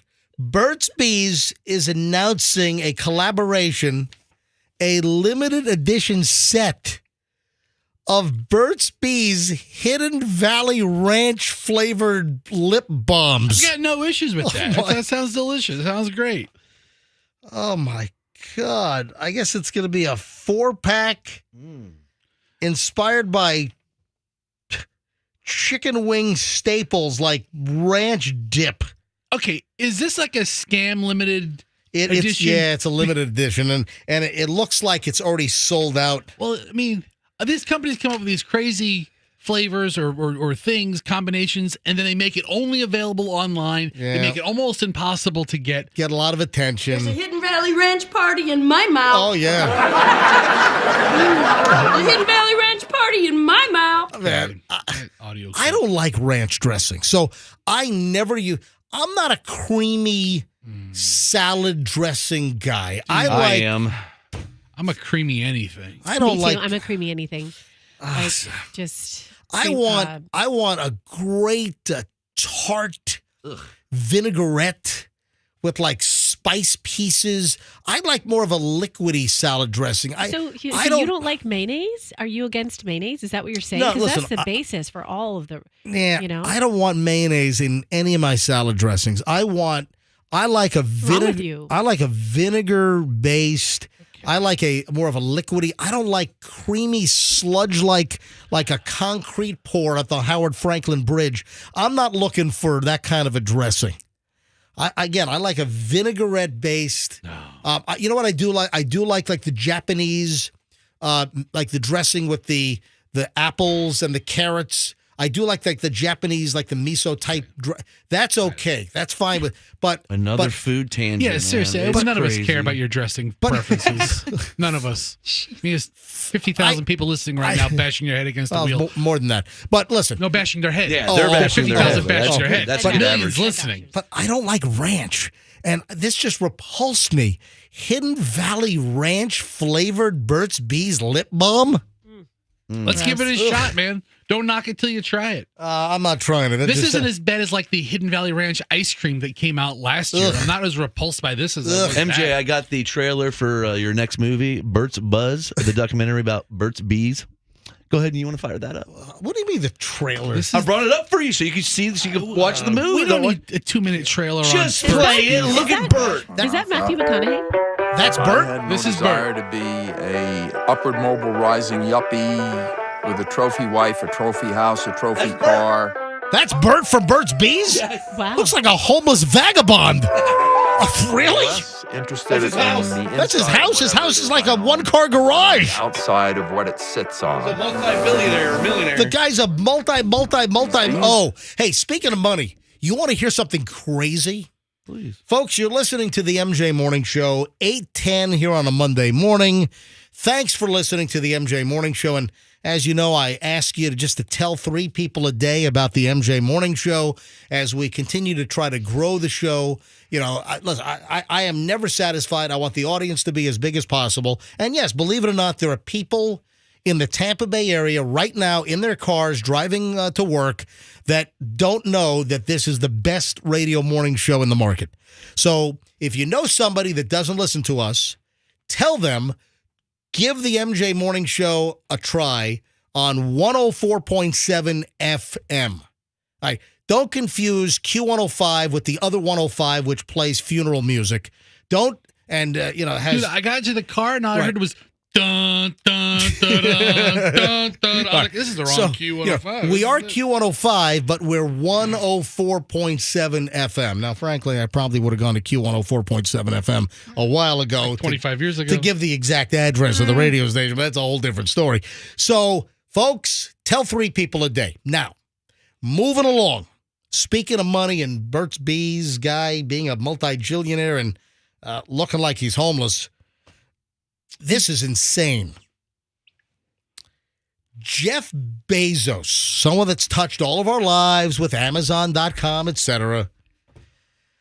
Back in the early days, listen to this. Back in the early days of his Amazon concept, which, as you know, started out as just a bookseller.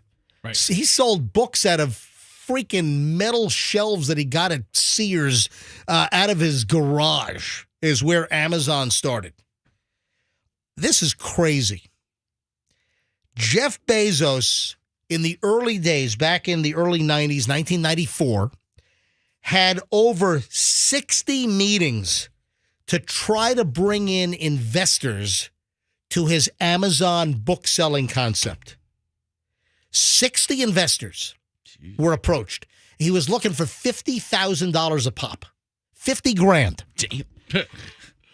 Right. 60 meetings, 38 declined the offer of you make a $50,000 investment in Amazon for a 1% ownership stake. Oh, would you have done that? Do you know, and this just blows me away. I mean, this just Probably blows me away. You're a billionaire. It's tens of billions. Do you know, take a guess. Do you know what, if you made a $50,000 investment in Jeff Bezos' Amazon back in 1994 For 1%? 1% of the company, what that is essentially worth today? I would say $5 billion. No. You want to play the mountain climber game? All right, so Froggy's in at $5 billion. No, I have another guess. No, not $5 billion. That was incorrect, but you didn't go over. No, Oh my Roxanne. God. $100 million. What? $100 million. that's less No, than that's 5 billion. less. You're going backwards. Dude, You're going back hold down the on. mountain. 50 million. Hold on, Froggy. Wait a minute. What? Froggy, do you not What know? game are we playing? Hold on. Do you not know that 100 million is less than 5 billion? I thought we were playing the fall down the mountain game. It is the fall. Yes, it is the fall down the mountain game. Hold on. Roxanne's next. Roxanne, would you like to guess? So it's not 5 billion. I'm going to go for 17 billion. You always lose this game. So at 10 billion, 1% would make it is it $1 trillion company? It's not a $1 trillion company. What is it like? Is it like 10? No, I just 10 went billion? over at 17 billion. Yeah. Stop complicating things. I'm just trying to tell. Yeah. If you invested $50,000 with Jeff Bezos in 94, You have $12 and you billion. got 1% of the company, you're close as well. So, Roxanne, you were just over. Just over. Darn it. The value is a little over $15 See, billion. I was right there. Wow. And 35 people are 15 billionaires? Listen, the value is a little over $15 billion. If you gave Jeff Bezos 50 grand in 94 for 1% of Amazon, you'd have a little over $15 billion today. Is that not mind freaking boggling? So It's not fair. who are some of the people that took him up on it? I know his parents helped him out with some money. Yeah, they did. Parents actually believed in him. I I would don't. have said, screw you, dude. Yeah, I don't have the list of people. I think that's we do. Some of the people that did jump in: Bezos' parents, Mike and Jackie Bezos, his younger brother Mark, sister Christina. Jeez, you take care of everybody. Yeah, Bezos' parents they invested $300,000, and they ended up with a 6% stake in Amazon. Oh my God. Oh my God! Thank you, Jeffrey. And then they were in a bus accident the next week. It happens. No, I'm kidding. Jeff inherited it back. You know, we ought to do a 2024 remake of Alanis Morissette's Ironic. That's what we ought to do. You know, I was watching a documentary on a bass fisherman yesterday, and he won the Bassmaster Classic in 1992, and 2 weeks later died in a plane crash. Oh, my God. Oh, no. That's it.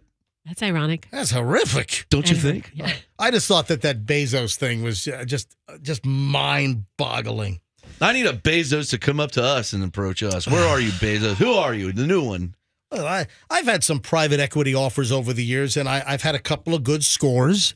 I've had a few duds. I mean, I've had more successes than duds with private equity, and I got a couple at play right now, which we'll see how they'll they'll make out. Hey, I want to play a piece of audio for you as we move along here on the MJ Morning Show. I would like to play a song for you, and I want you to tell me if you remember this song. Are you ready? I love this game. Tell me if you remember this song from roughly, I think, 1980, probably, I'm guessing. Fester, you got all kinds of crap. Let me close this Burt's Bees. It's not me, it's Froggy with his stupid Burt's Bees documentary. It's really good. Here we go. Tell me if you know this song from the 19...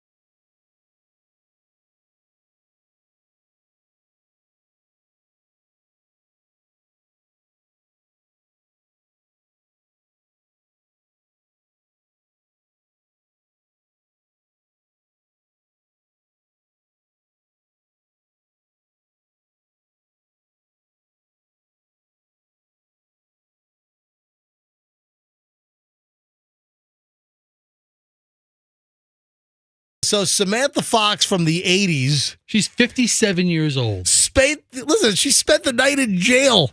She was arrested for a drunken brawl on an airplane. This says she's 56. Was on a British Airways flight to Munich when she got into a fight with another passenger. The plane was on the runway ready for takeoff, had to turn around, go back to the gate at London Heathrow. She was kicked off the plane. Passengers also had to get off, and they didn't continue the flight. They canceled the flight. So all the other passengers had to be put up in a hotel and then flown out the next day. Holy crap. Police said that a woman in her 50s was arrested on suspicion of being drunk on board and causing the plane to go back after getting into a physical fight with another passenger. Did she name drop herself? Yeah. Do you know who I am? Do you remember? I did this song in 1986. I'm Samantha Fox. Michael J's sister? Oh, never heard of you. Man. Never heard of her. Yeah, so the investigation continues. When she sobered up, she said that she was deeply sorry for any disruption caused. Can you imagine? People's plans just wrecked, flight canceled. They have to go out the next day. I mean, at least you have a story. And it's Samantha freaking Fox, a one-hit wonder from 1986? Yeah, that was my next question. Did she have a second song? I'm sure she did, but that was the hit record that she had. I mean, that thing did pretty well. I liked it back then. Yeah, and you know it. You know the song. Touch me, I want to feel your body. Samantha Fox in the freaking news. Hey, speaking of music, just new animosity, just new bashing between David Lee Roth and Sammy Hagar. Of course, both lead singers at one point for Van Halen. Right. David Lee Roth being the original. And David Lee Roth is now claiming that Sammy Hagar was butt probed by aliens. I believe it. Come on. Former Van Halen frontman David Lee Roth making some out-of-this-world claims about his longtime rival and replacement Sammy Hagar, saying that he was sex probed by aliens after he was abducted by a teen and after being abducted as a teen in California. Okay, wait, I have a question for you. Why is it always that the aliens just do butt probes, anal probes? Why isn't it like, okay, they did a breast exam, they did an MRI, an MRI, they did, they checked my ears. It's always the ass, straight to the caboose. It's always up the butt. Yeah. Always. Because that's, I guess that gets people's attention. Yeah. Give him a butt probe. It's always up the butt. So cliche.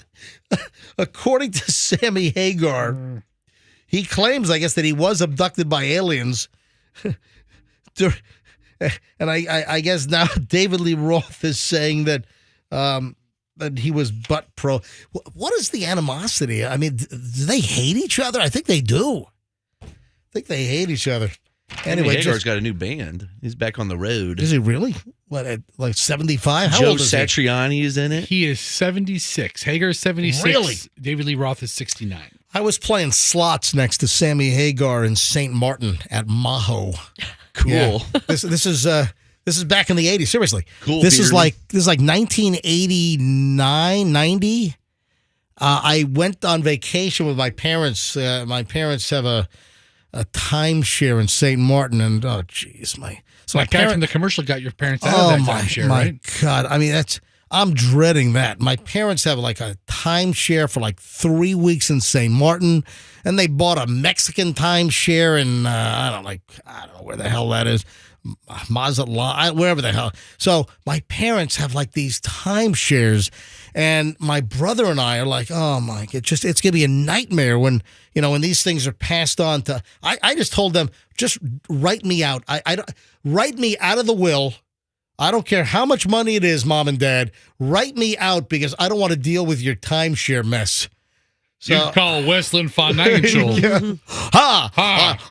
a timeshare? Hey, call my law firm. We'll get you out of it. We'll get you out of your timeshare. Timeshares are something you don't know how much it's going to cost. You don't know, He's legit, though. He'll help you. I helped a couple friends out of the timeshare, and dadgummit, I created a business out of it. Well, I'm dreading that. But seriously, back over to my parents' timeshare. So I was with them on a vacation in like 1990, 89 or 90, and I was playing slots.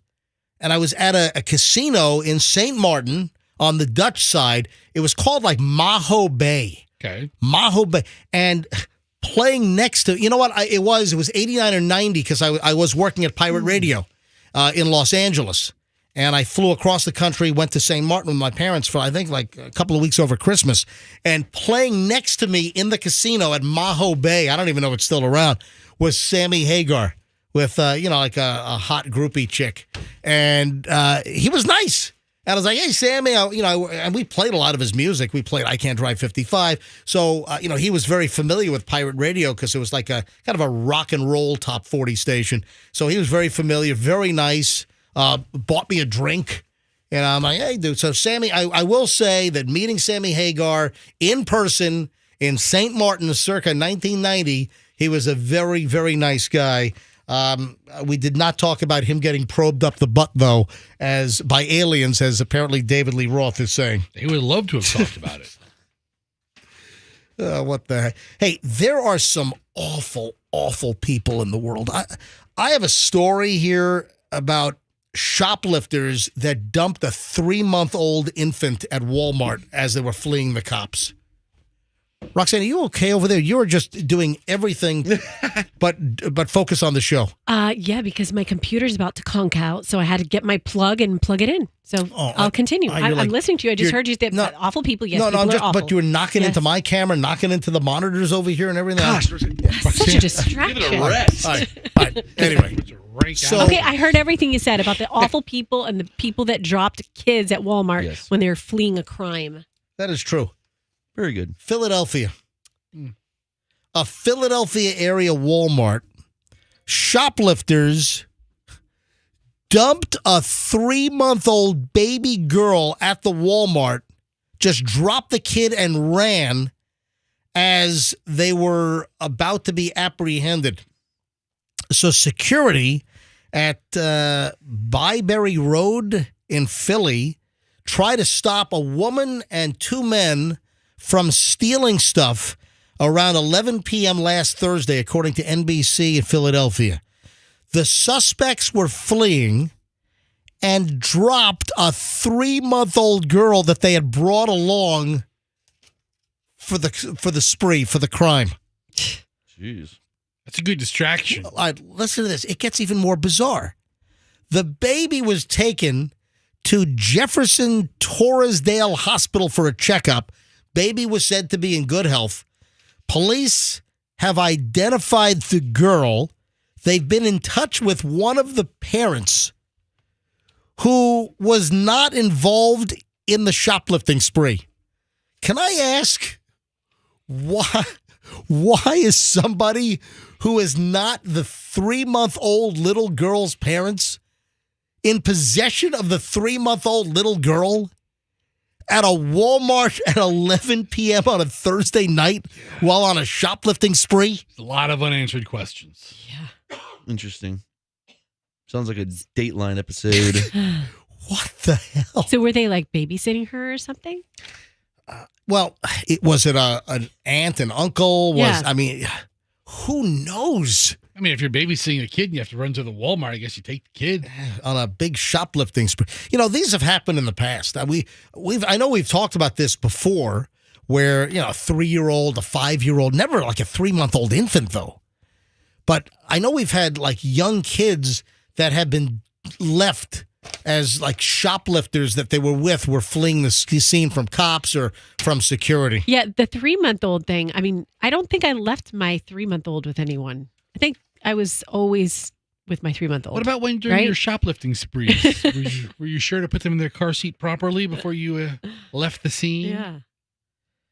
They don't even know if there was any relation. So again, why would the 3 shoplifters have a 3-month-old tagging along? That's just absolutely insane.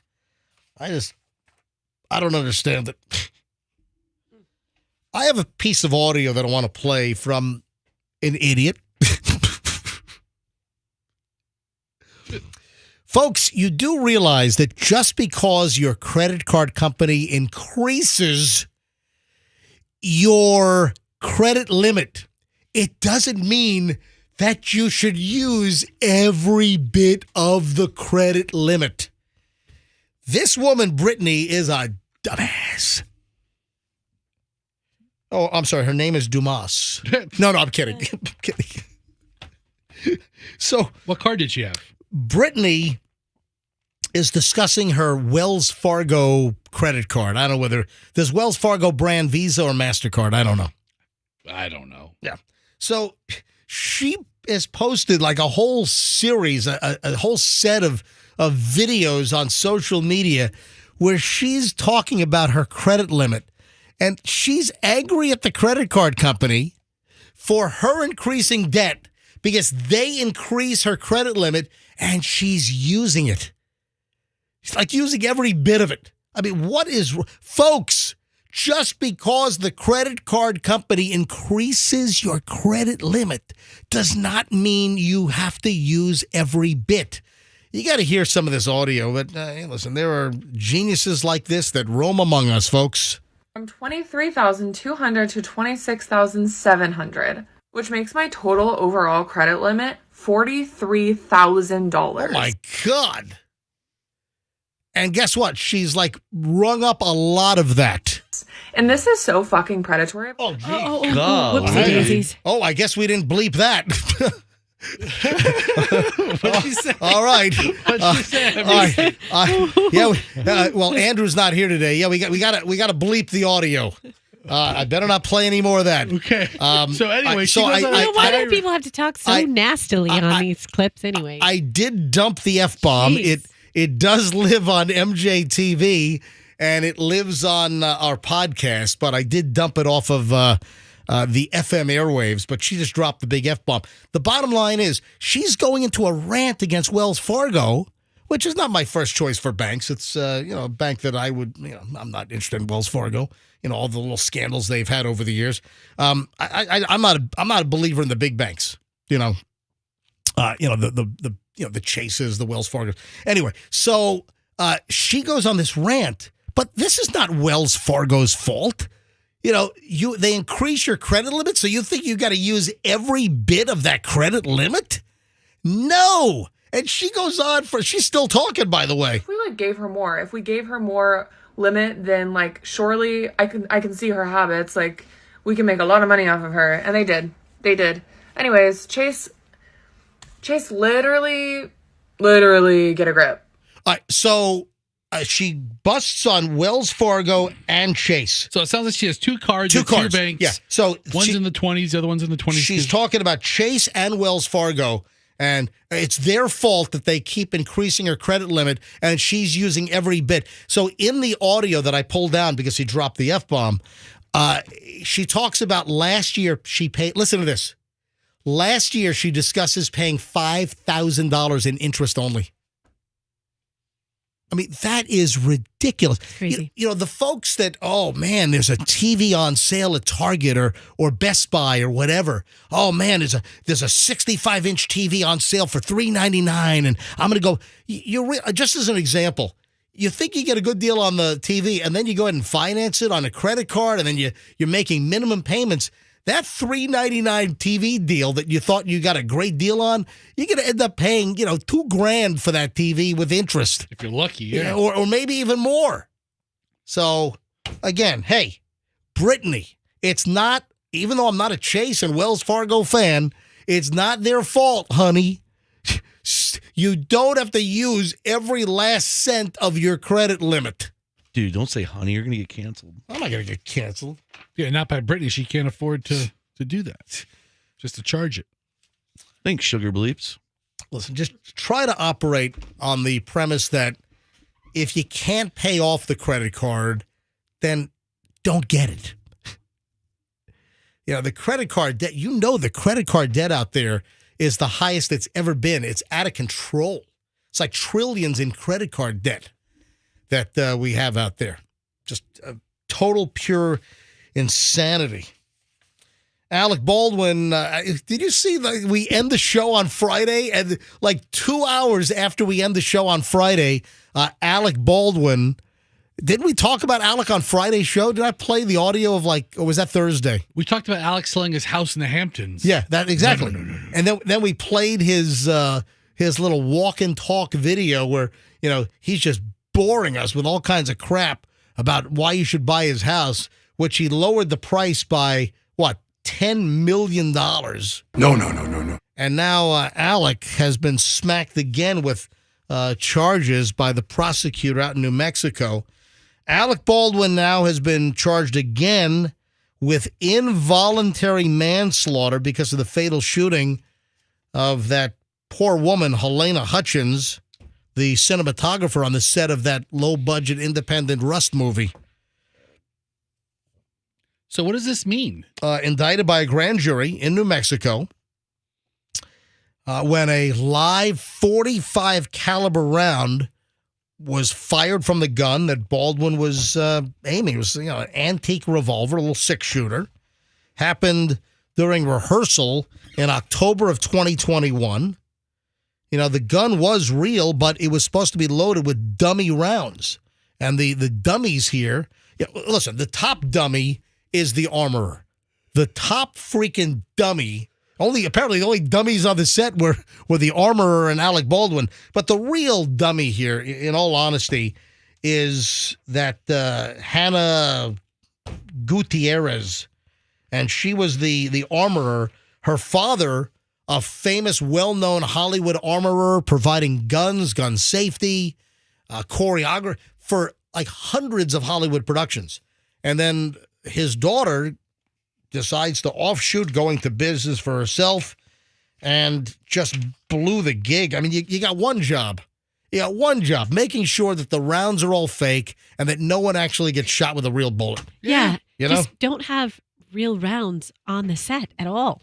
And remember, last week we talked about this, that the prosecutor out in New Mexico offering leniency for the Hannah Gutierrez Reed, right? Is that her name? That's her name, yeah. That's the armor. So the prosecutor out in New Mexico offering leniency if she would just tell them how the hell did a live round get on a set where when you have guns, real guns, prop guns, you've got dummy loads, you've got bullets, even the fake bullets that are supposed to look real. So a bullet that has an actual projectile on top. So if you've got him, let's say in a Western, cowboy's belt where you have the bullets on the belt and you need to see a real bullet sticking out, the way they make those, they do have a real bullet, but there's no gunpowder, there's no primer. And the story is they'll put BBs inside the fake bullets. So when you shake them, you know that it's got just inert junk inside and there's no explosive to project that projectile. So that's one of the tricks they use. They'll put BBs inside the bullets that are supposed to look real, but they're not real. I did not know you knew so many of the armorer's secrets. You know what? Before I went into radio, I was an armorer. Wow, that's fascinating. Right, but I made a mistake, and yeah, I mean, one stroke and you'd never be able to say that word again. Burt Reynolds was shot in his left testicle on a movie I was working on. Oh no, poor Burt. No, Just the left. I'm kidding. It's quite a shot. I was never an armorer, but listen, you have one job. So now we have Alec Baldwin, who's been charged with involuntary manslaughter. Remember the charges were dropped, or whatever the story was. Well, now coming back around, and Alec Baldwin's attorneys are saying we look forward to our day in court. Trust me, they're not looking forward to that at all. Yeah, Alec Baldwin is like, oh man, when is this nightmare going to end? Well, think of the nightmare of the husband and the kid of the cinematographer that was shot dead on a movie set, where there should not have been a live round within 20 freaking miles of a movie set. But that was big news. Friday, I mean, right after we end the show on Friday, the news breaks about Alec Baldwin being smacked with new charges now. If you are a vapor, maybe this is a warning. People have been warned about smoking regular cigarettes for years, and clearly a lung cancer link. A lot of people have health issues because of smoking.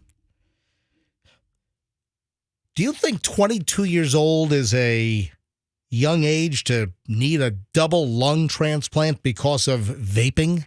Jeez, Yeah, 22? 22. Golly. How long have they been vaping? Since they were 2? 2 months. No, it's impossible. Vaping in the womb. A North Dakota man, 22 years old, was given a 1% chance of survival after being hospitalized, put on life support, while in need of a double lung transplant. Wow. As his oxygen levels had become almost non-existent because of heavy vaping years. At 22 years old, Jason Allard, 22, went to a clinic back in October complaining about stomach aches and was admitted because of low oxygen levels. He was diagnosed with influenza 4, double pneumonia. His condition worsened, was transported to the University of Minnesota. A doctor said he had a 1% chance of living. Family said, hey, he's fighting hard. He was admitted to the hospital. His condition declined so dramatically that doctors decided to put him on life support to rest his body. From Fargo, North Dakota.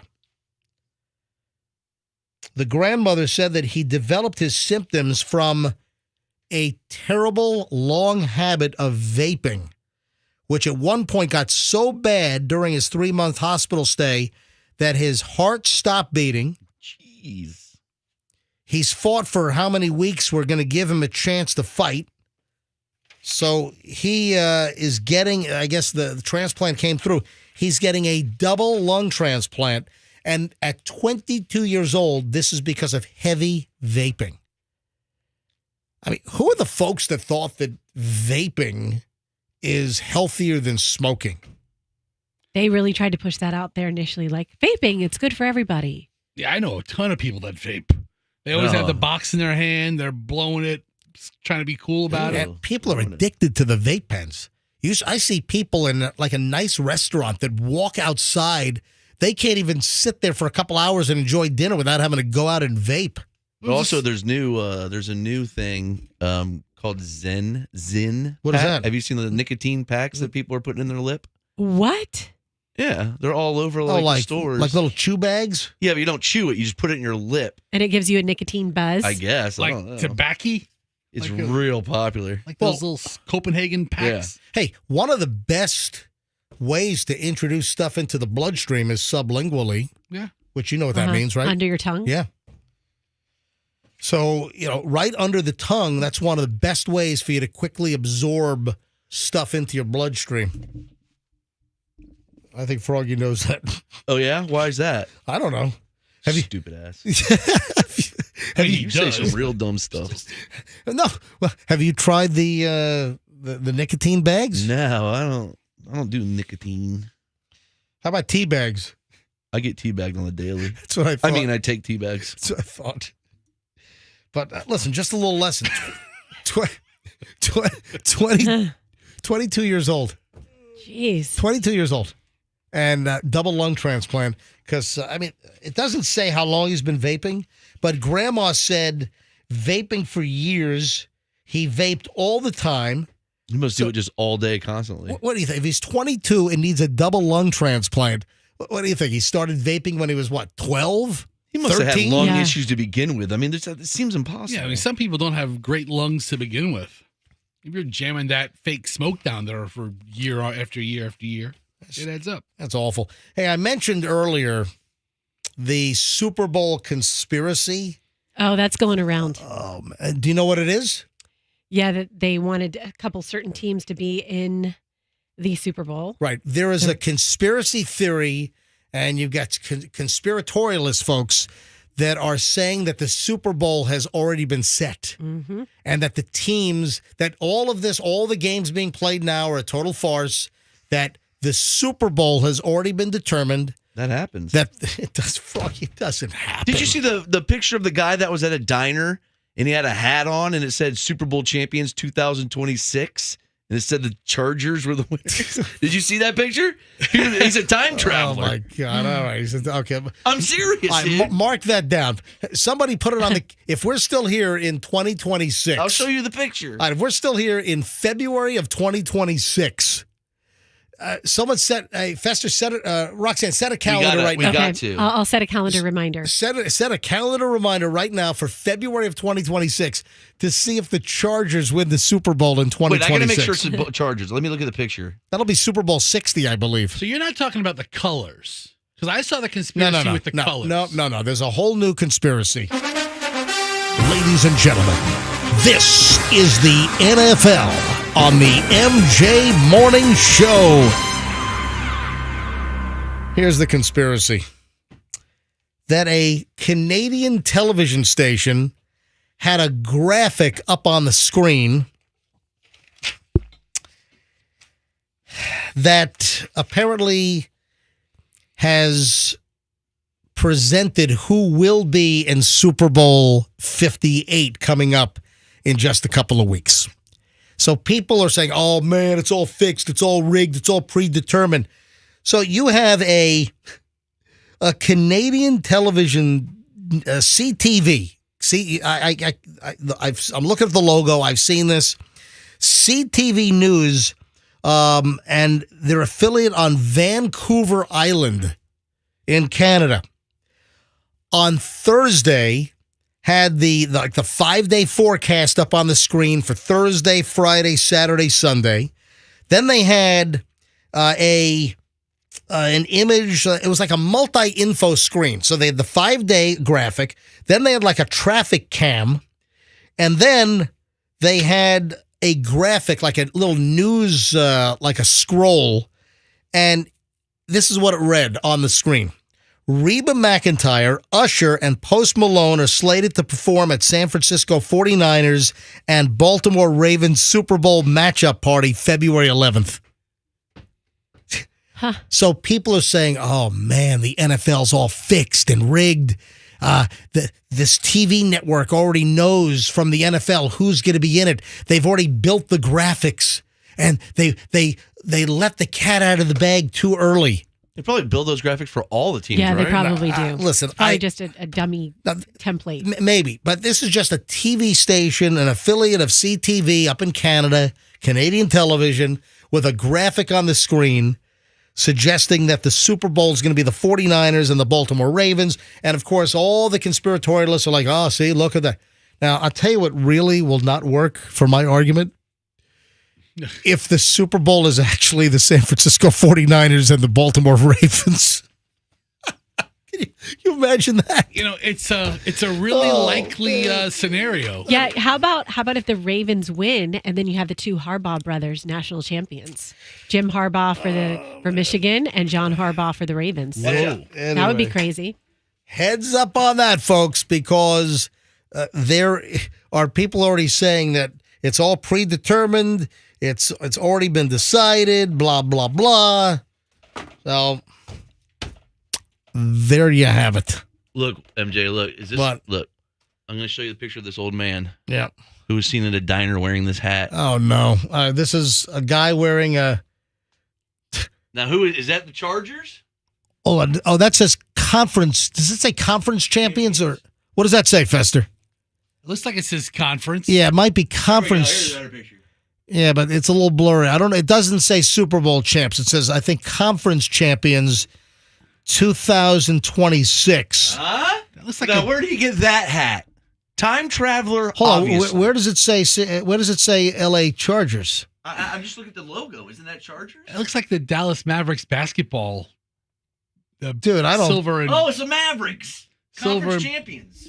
silver and blue horses. Dude, wrong freaking sport. But that's a time traveler nonetheless. Time traveler? Explain the hat. You can't explain nothing lately, man. God, Froggy's a mistake traveler.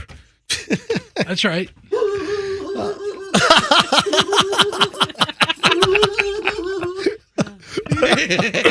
That was the funniest thing of the show. What a dork.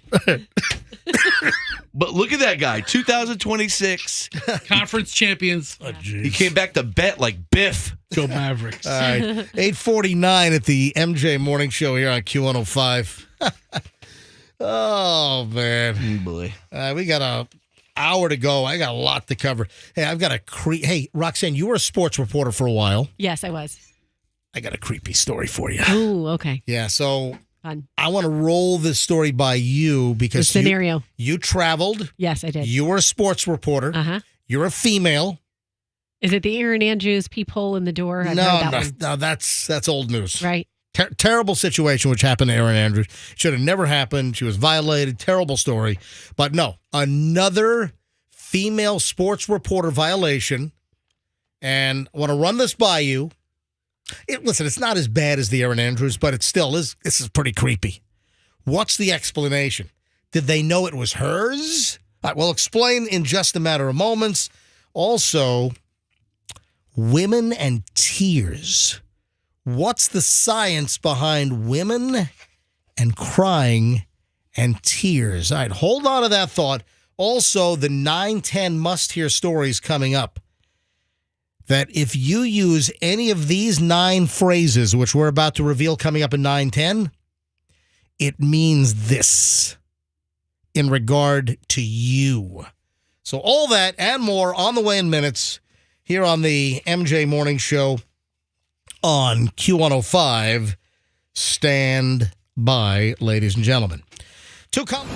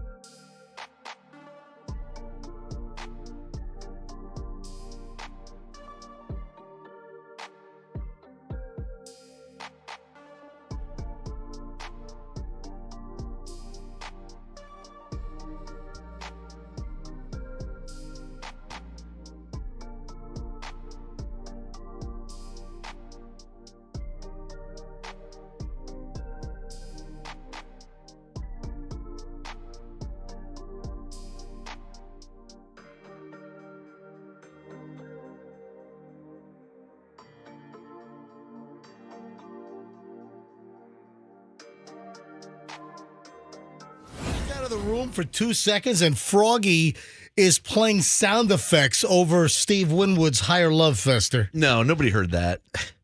He shows me the video. He's like, look at the video I shot of me playing sound effects. I'm walking in the room, and funny. Froggy is playing this noise. Hang on, which one were you playing? I'm playing cuckoo. I heard the little cuckoo noise. I heard Yeah, I was playing that over I'm it. walking in. I'm like, what are you doing? And Froggy's just behind the controls here, and he's just going. What are the noises that you play during Steve Winwood? Oh, let me look at the one that I hit. First, I hit this one. Which one? I hit the skid. I hit this one. No, that's the explosion. Yeah, I did that. I went like this. I did that. Over Steve Winwood? Yeah, just add a little flavor. I don't know why we don't do that all the time. Just pepper it up with a little. I have to say, if I'm being completely honest, I don't know that I've met anybody who critiques the show and says you guys need to play more Steve Winwood. I mean, I don't know. I mean, the songs should be just as funny as the rest of the show. It was fun, man. That thing's fun. 9:02 at the MJ Morning Show. So folks, I didn't hear it, so I don't know how many sound effects Froggy actually played over songs, but that was me. It was not me. It was not an accident. Froggy was deliberately sabotaging the program. I'm going to do it more often during songs, so listen for the fun little sound effects. But I never leave the studio. I'm just going to reach over and do it. I had to run down because I have some notes for Veterans Ford. I've got a Veterans Ford commercial coming up in a few minutes, and I have the notes for the great deals on the F-150 right now. What at Veterans are you driving Ford. now? I've got an F-150 XLT.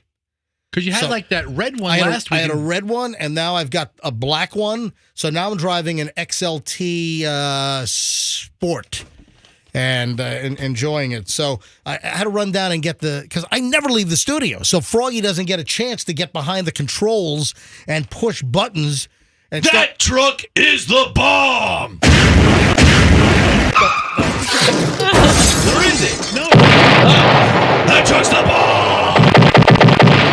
See, I can just reach over and do it. I don't need you to be in here. You got to be careful, dude. That's right next to the car crash sound effects. Look, I'm going to hit you right in the wiener. All right, stop. All right, so I had to run down to get some Veterans Ford copy, and Froggy took advantage of the fact that I was out of the studio, and I'm never out of the studio except when I forget something in the vehicle. So that's why I went down. Oh, speaking of, just a quick note here. Our clients, man, they are thrilled. So I dropped by Veterans Ford, and I picked up the new XLT to give that a whirl, the sport version. I'm going through all the different models. I had the Bronco Raptor last week, which was unbelievable. Love that thing. I've been in the Mustang, the Mach-E. I've been just in a whole variety of F-150s. And again, I walk in, and the sales manager's like, "Yep, just closed another one," and meaning another MJ deal. And we're selling cars. It's really incredible that we came up with. You go to Veterans Ford and ask for the MJ deal, and you're not going to get a better Ford price.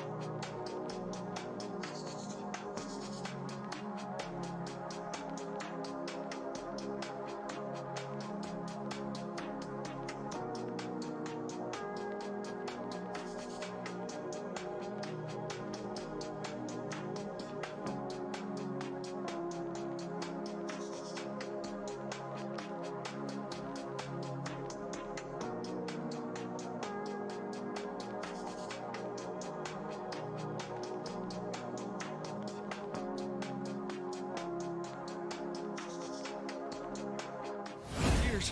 Heads up on that. 9:07 at the MJ Morning Show. You being sarcastic over there? No, literally. I hope he's listening. Hey, Roxanne, tell me if this is creepy to you. Would you be creeped out if you were a female sports reporter traveling on a U.S. airline and you get to your destination, open up your check bag, and it's been rummaged through? It happens. And all of your undergarments were stolen? Oh, stolen. Wow. Gone. Jeez. Gone. Well, it's going to be a breezy trip then. Yeah, underwear gone. Gust of wind. Bras gone. all your unmentionables gone. I'm sure you traveled with garter belts, right? Yeah. Did they take the whips and the chains and the bondage stuff out of the bag too? Who's the reporter? I don't know the name, but you guys might. CBS sports reporter Katie Mox, M-O-X. Do you know her? Oh, the box. Katie Mox. Love her. Seriously, do you know who she is? Never heard of her in my life. Katie Mox is a CBS sports reporter. I just saw a picture of her. She's beautiful. I guess she's a host for some shows as well. This is not just about her. I think it's about anyone that's had their luggage rummaged through. But do you think they knew it was her? How would they know? She's not like a sideline reporter or an anchor. She's on a couple of shows on CBS Sports Network. Gotcha. That so she's an employee there and she's a contributor, but she's not like the top shelf of or doing the Sunday night game. Right. The point here is that she was on a Delta flight and then realized that someone went through her check bag and stole all of her undergarments. Well, I just had I wouldn't call it a similar experience, but when they went through my bag when I was coming back from Bahamas, all my vitamin D tablets were scattered all over my suitcase, the inside. And they're like gel. They're like if you puncture them. How many international units do you pop? Because of D all day? Because of you telling me this, I'm doing 5,000 right now. I do 5,000. You know what I buy? How many D's do you take a day, MJ? He takes 5,000 D's a day. I take 5. That's the only vitamin I take. I mean, you need a lot of D. Yeah, that is the only supplement I take. Because for the most part, the supplements are a waste of money. But unless you have specific deficiencies and your doctor, according to a blood test, says that you need to beef up. So with my blood tests, I'm usually vitamin D deficient because I don't spend a lot of time outside. So I pop Monday through Friday, I pop one 5,000 IU tablet of, and it's like that squishy kind of jelly stuff. It's jelly. With the vitamin D juice inside. So I pop one of those Monday through Friday because my last blood test, I was looking really good, maybe a little bit over. So he said, stop taking them like Saturday and Sunday. But that's the only supplement or vitamin I take, specifically because I'm vitamin D deficient. But you know what happened there is they went through your bag, and that was in the Bahamas side? Yeah, and they wanted to see what was in that little pill bottle is what it was, even though it clearly was marked vitamin D. It was the whole bottle of it. Probably on the X-ray, just the pills came up as like some kind of a blob that they wanted to check out. So they opened up the thing to look inside, and they could determine, okay, these are just vitamin D pills. But the lazy person didn't screw the cap back on. No, they did not. That's what happened, and it ends up all over your bag. Well, it could have been worse. You could have had some baggage handler running around with your bra and panties on over their reflector vest. Yeah, I mean, Roxanne gets home and she has this big old D bag on her bed. But this, I get it. This vitamin D. That's Doug. All right, all right. So this Katie Mox of CBS Sports, and I guess she does a podcast. She's on some of the TV offerings, and she says, "Hey."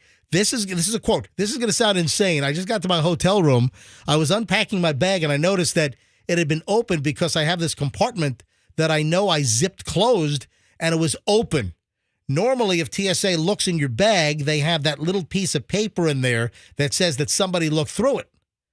I had the paper. Yeah, it's the note. But wait a minute. From the U.S. or TSA or from Bahamian TSA? There was a piece of paper. So you get the notice of baggage inspection, and they usually put that in during a routine check. when the traveler's not present. But she says everything seems to be fine. And then I go to where my underwear and bras are, and those are effing missing. Somebody came into my bag, stole my undergarments. Whoa. So this isn't the airline's fault. No. Or is it? Well, it's like a baggage handler. You don't know if it's an airline employee or a contract employee. But listen, there have been stories. There was a whole gang, I think it was at JFK, and they were stealing valuable stuff out of people's luggage. There was a rap star. Festa, do a Google search quickly here, and then we'll get into the 9-10 must-hear story. Is it Lil Kim? It might have been. There was some rapper that had like $1 million or $2 million in jewelry stolen from checked bags at, I think it was like LaGuardia or JFK. And, one has to ask, who the hell is putting that kind of value? You carry that on. It was a Lil Kim? Lil Kim. Hip-hop performer Lil Kim, known for flaunting her jewelry, said someone stole $250,000 at JFK. You know what? This is from last year.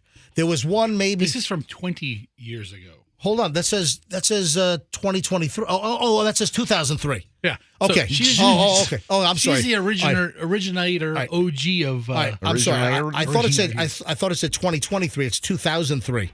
But there have been others. I know that there were several rings operating. I think JFK and LaGuardia. That when they caught them, the feds set up a sting, and I think these guys were busted and were sentenced to some serious federal time. But it can happen. But and who knows? Did they know it was this hot sports caster or this woman? Well, you know what would be really embarrassing if you did that. If you tweeted that out and then you realized, what if you get home and you see the packet of panties and bras that you just forgot to slide in there? And you've gone to all the trouble to blame the airlines and say they've been stolen, and you just forgot to slide them in there. Just shut up and stick with your story. You just stick with your story, right? All right, moving on to the MJ Morning Show must-hear story at 9:10. It's now 9:14. Sorry for the delay. There is a Harvard-trained psychologist who says that if you use any of these 9 phrases every day, that your relationship is more successful than most.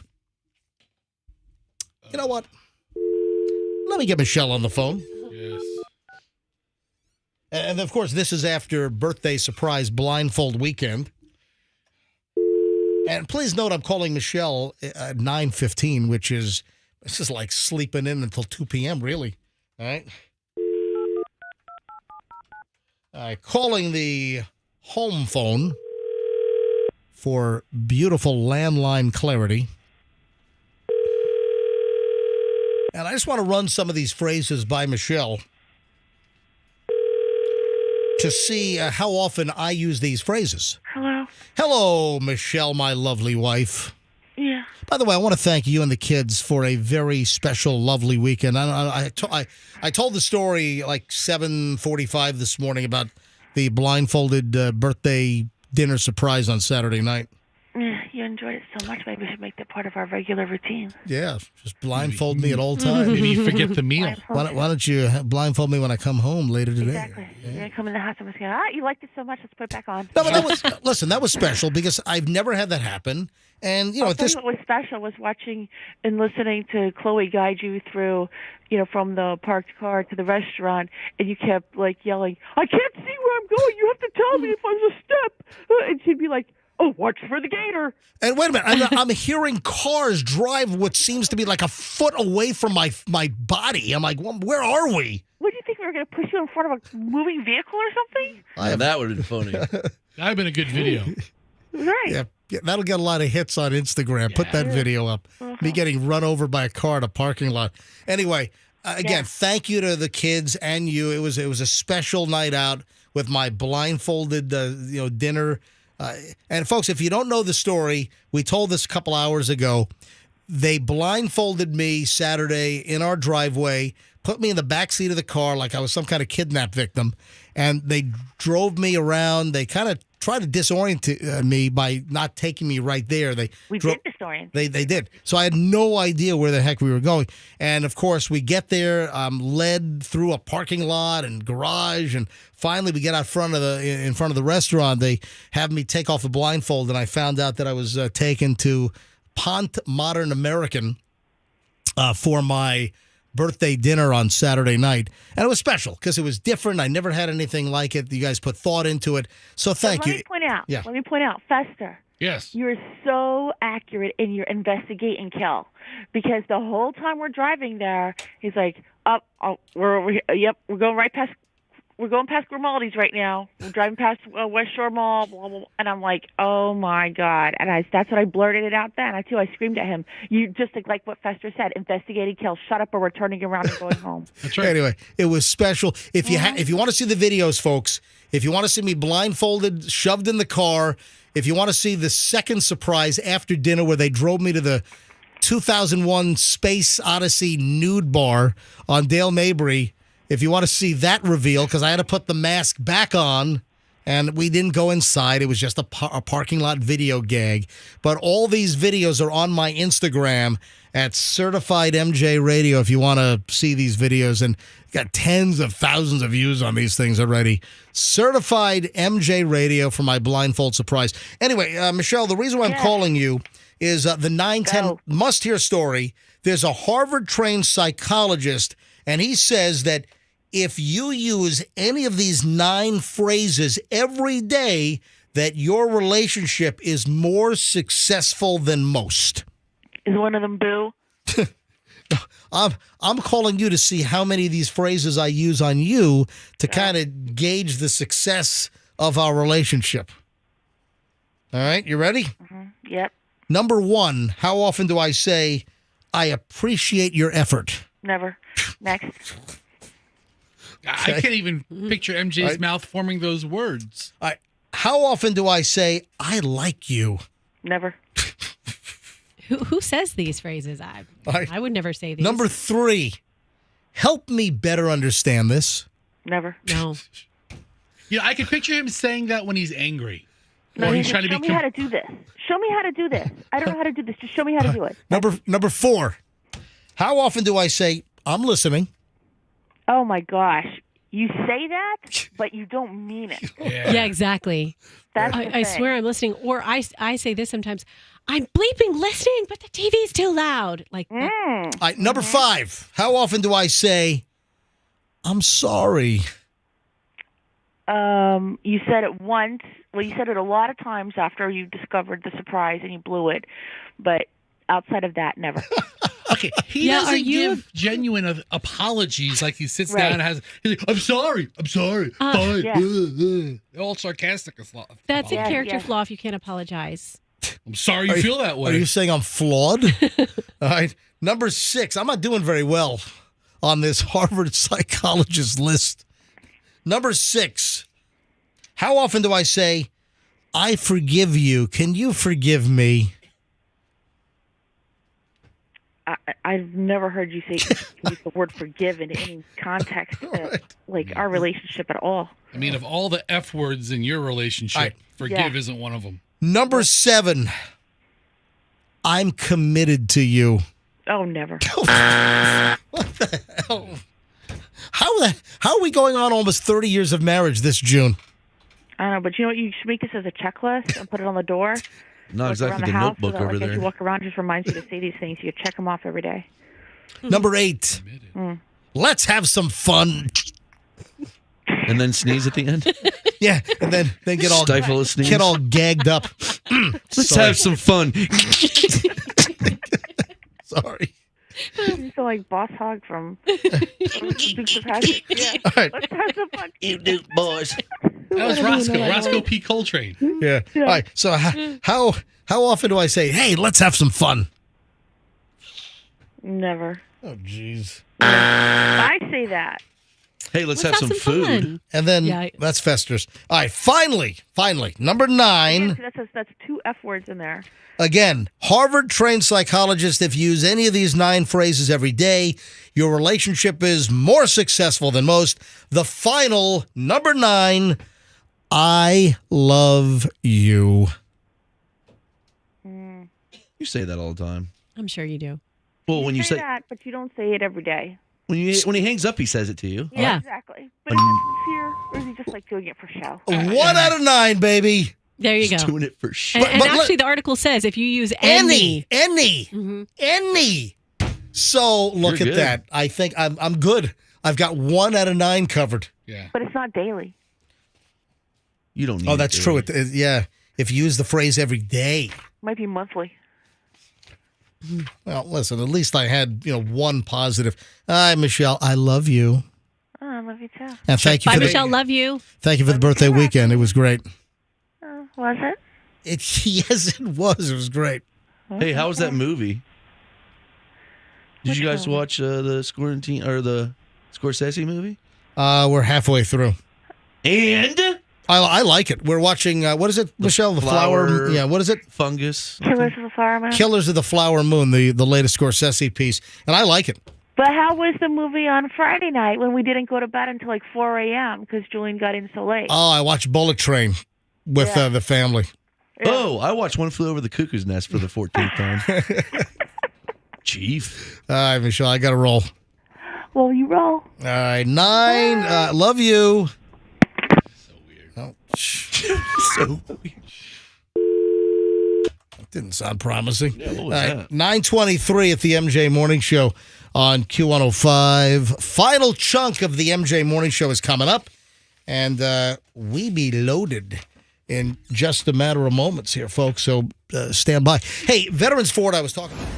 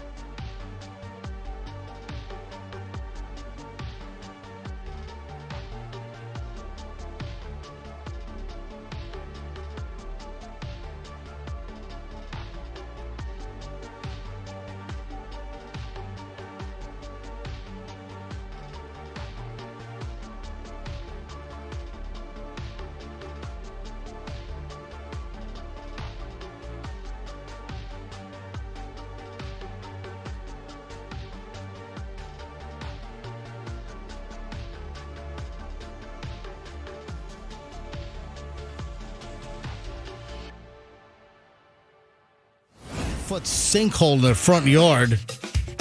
That's gotta suck. Hopefully, it doesn't swallow the house. It always reminds me of that awful story. Was that Sefner or Dover? Where the guy was sleeping in his bed and the sinkhole opened up, fell into the sinkhole. He was never found. I mean, that's like the crap that nightmares are made of. You go to sleep and a sinkhole opens up under your bed. Do you think he's still alive? Of course not. Living with like a colony down there? Yeah. No. Living with the Fraggle Rock? Come on. Froggy, really?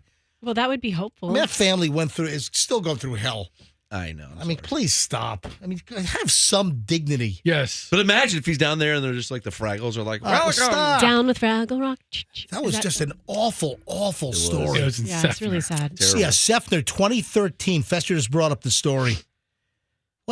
Awful, awful story. Awful. And when I think of these, when you hear, it's because of our limestone base. It's because of the way that the Florida Peninsula is, geologically constructed. It's just porous limestone in many, many spots, and it just makes it susceptible to sinkhole activity.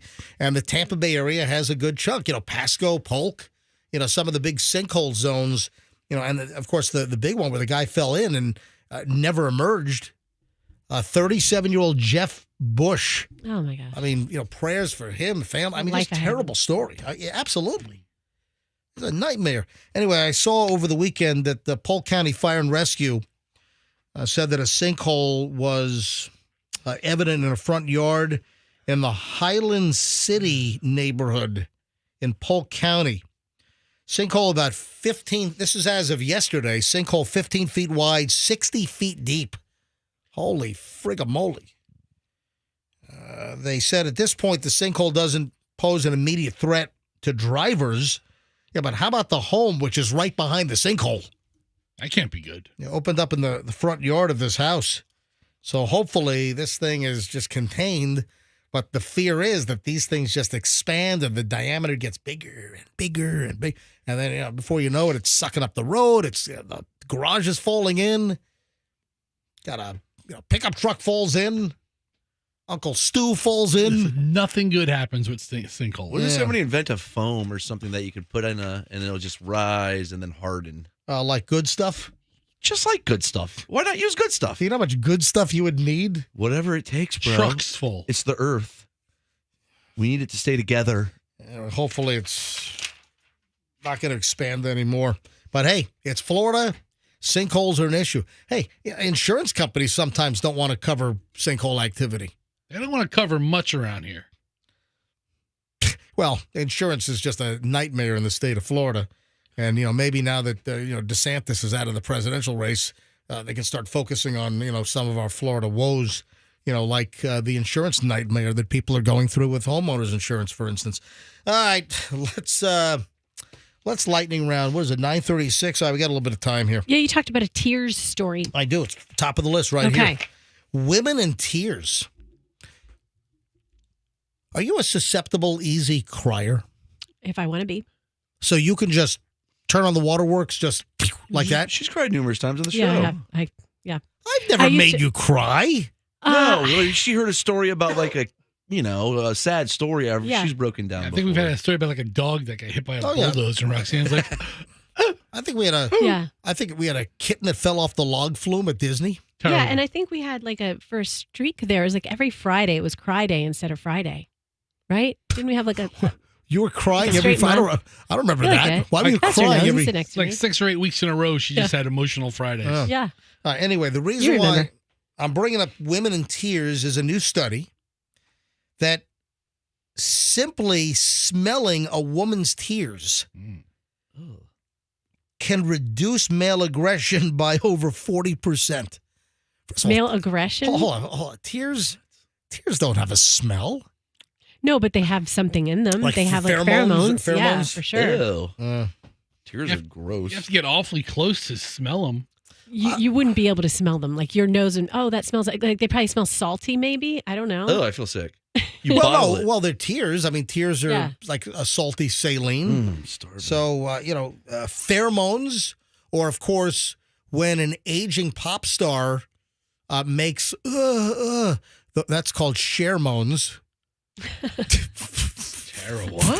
That's a stretch. That's a bad joke. That's out there. I'm sorry. That was a drizzling turds. I'm sorry. I like jokes. But I'm sorry. No, research by the Weizmann Institute of Science in Israel has shown the shocking effect, that women's tears can have on men.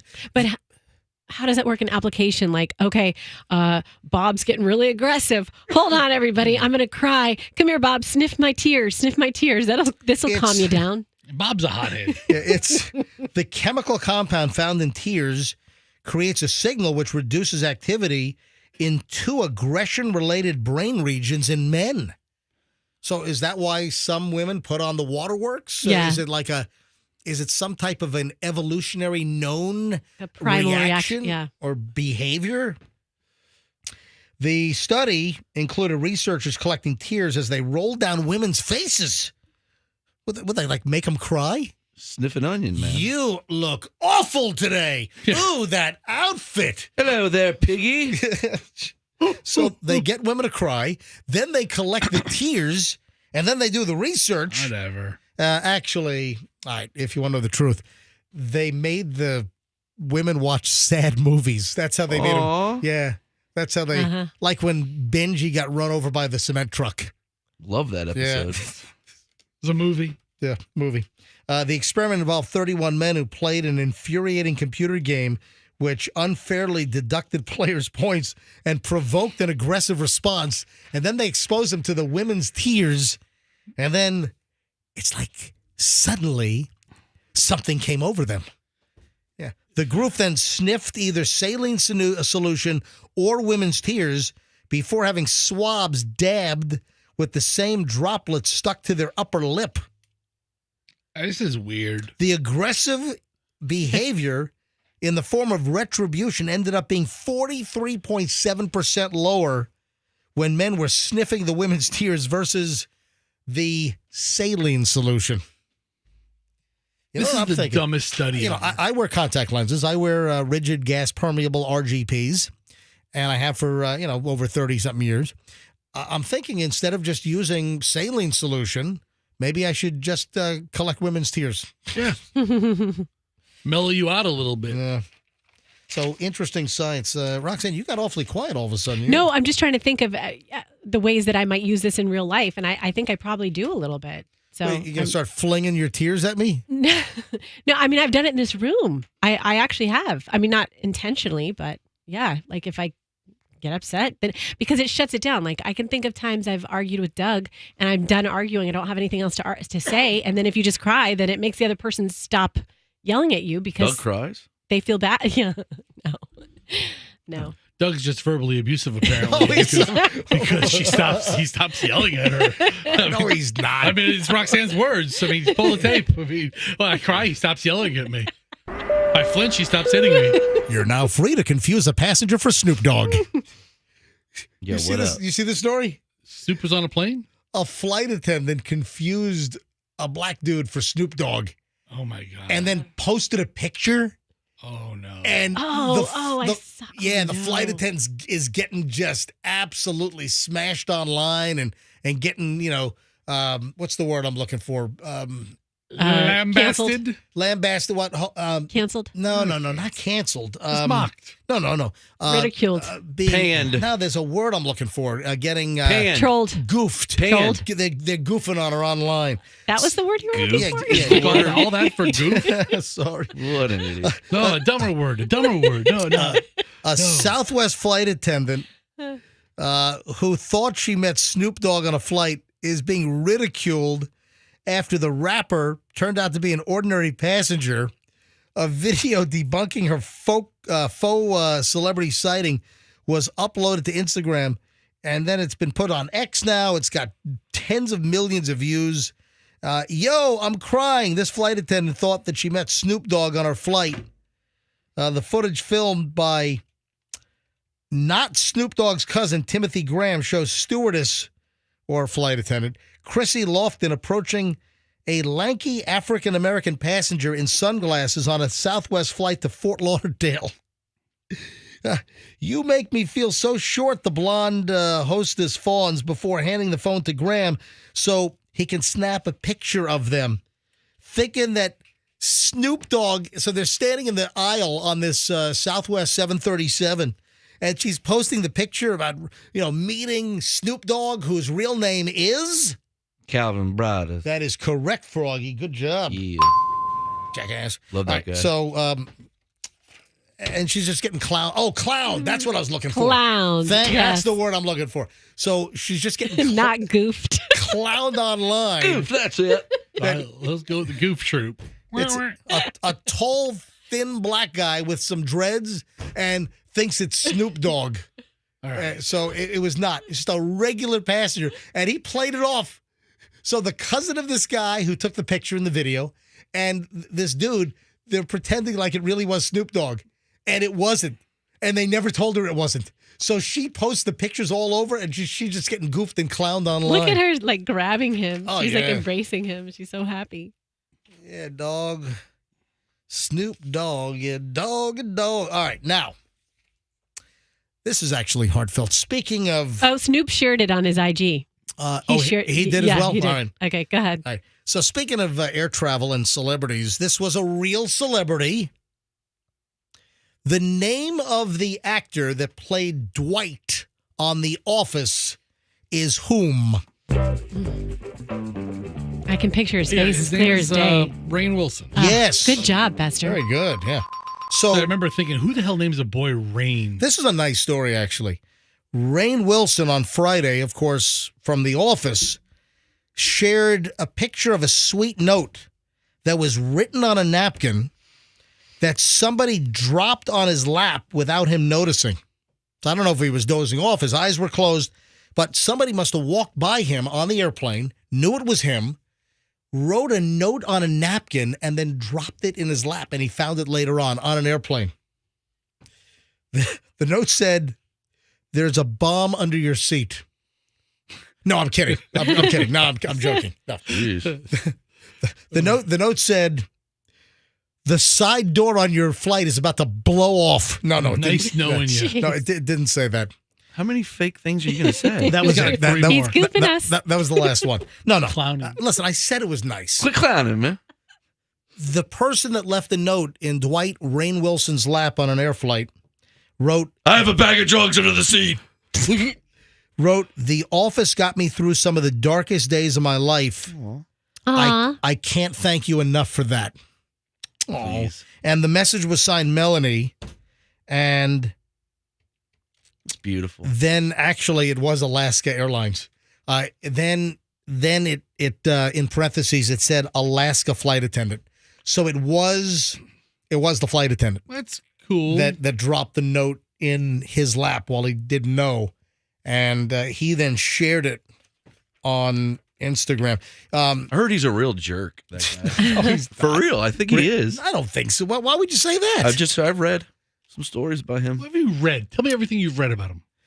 You take things for granted. And listen, I don't want to dwell on this, and this is not about me, but I had somebody tell me last week, I think it was Thursday, a service industry related individual that was helping me with an issue with, because I'm a client of the company, was walking me through an issue to fix something at my house. And afterward, I had no idea the guy knew that I was MJ from the MJ Morning Show because I was using my real name. And he said to me, "Hey, I just want to let you know," kind of the same thing, that your radio show over the years has helped me through some tough times. I believe it. Well, not to be too morbid, but The Office helped me through my dad drowning, and then the Parks and Rec helped me through in vitro, and then the ups and downs of in vitro, Parks and Rec got me through it, and then ironically, I had kids, and I've never been able to watch television since. What did the human centipede do for you? Saved by the Bell got me through puberty.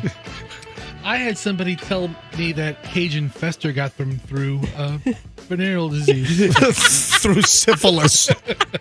Sir, Cajun Fester. Get your coochie away from here. Oh, what are you saying? Well, that's what the C stands for. All right, we got to go. All right, folks, have a great day. On fire. Last second of the show, I said something funny. Monday edition is in the can. We'll see you back here tomorrow.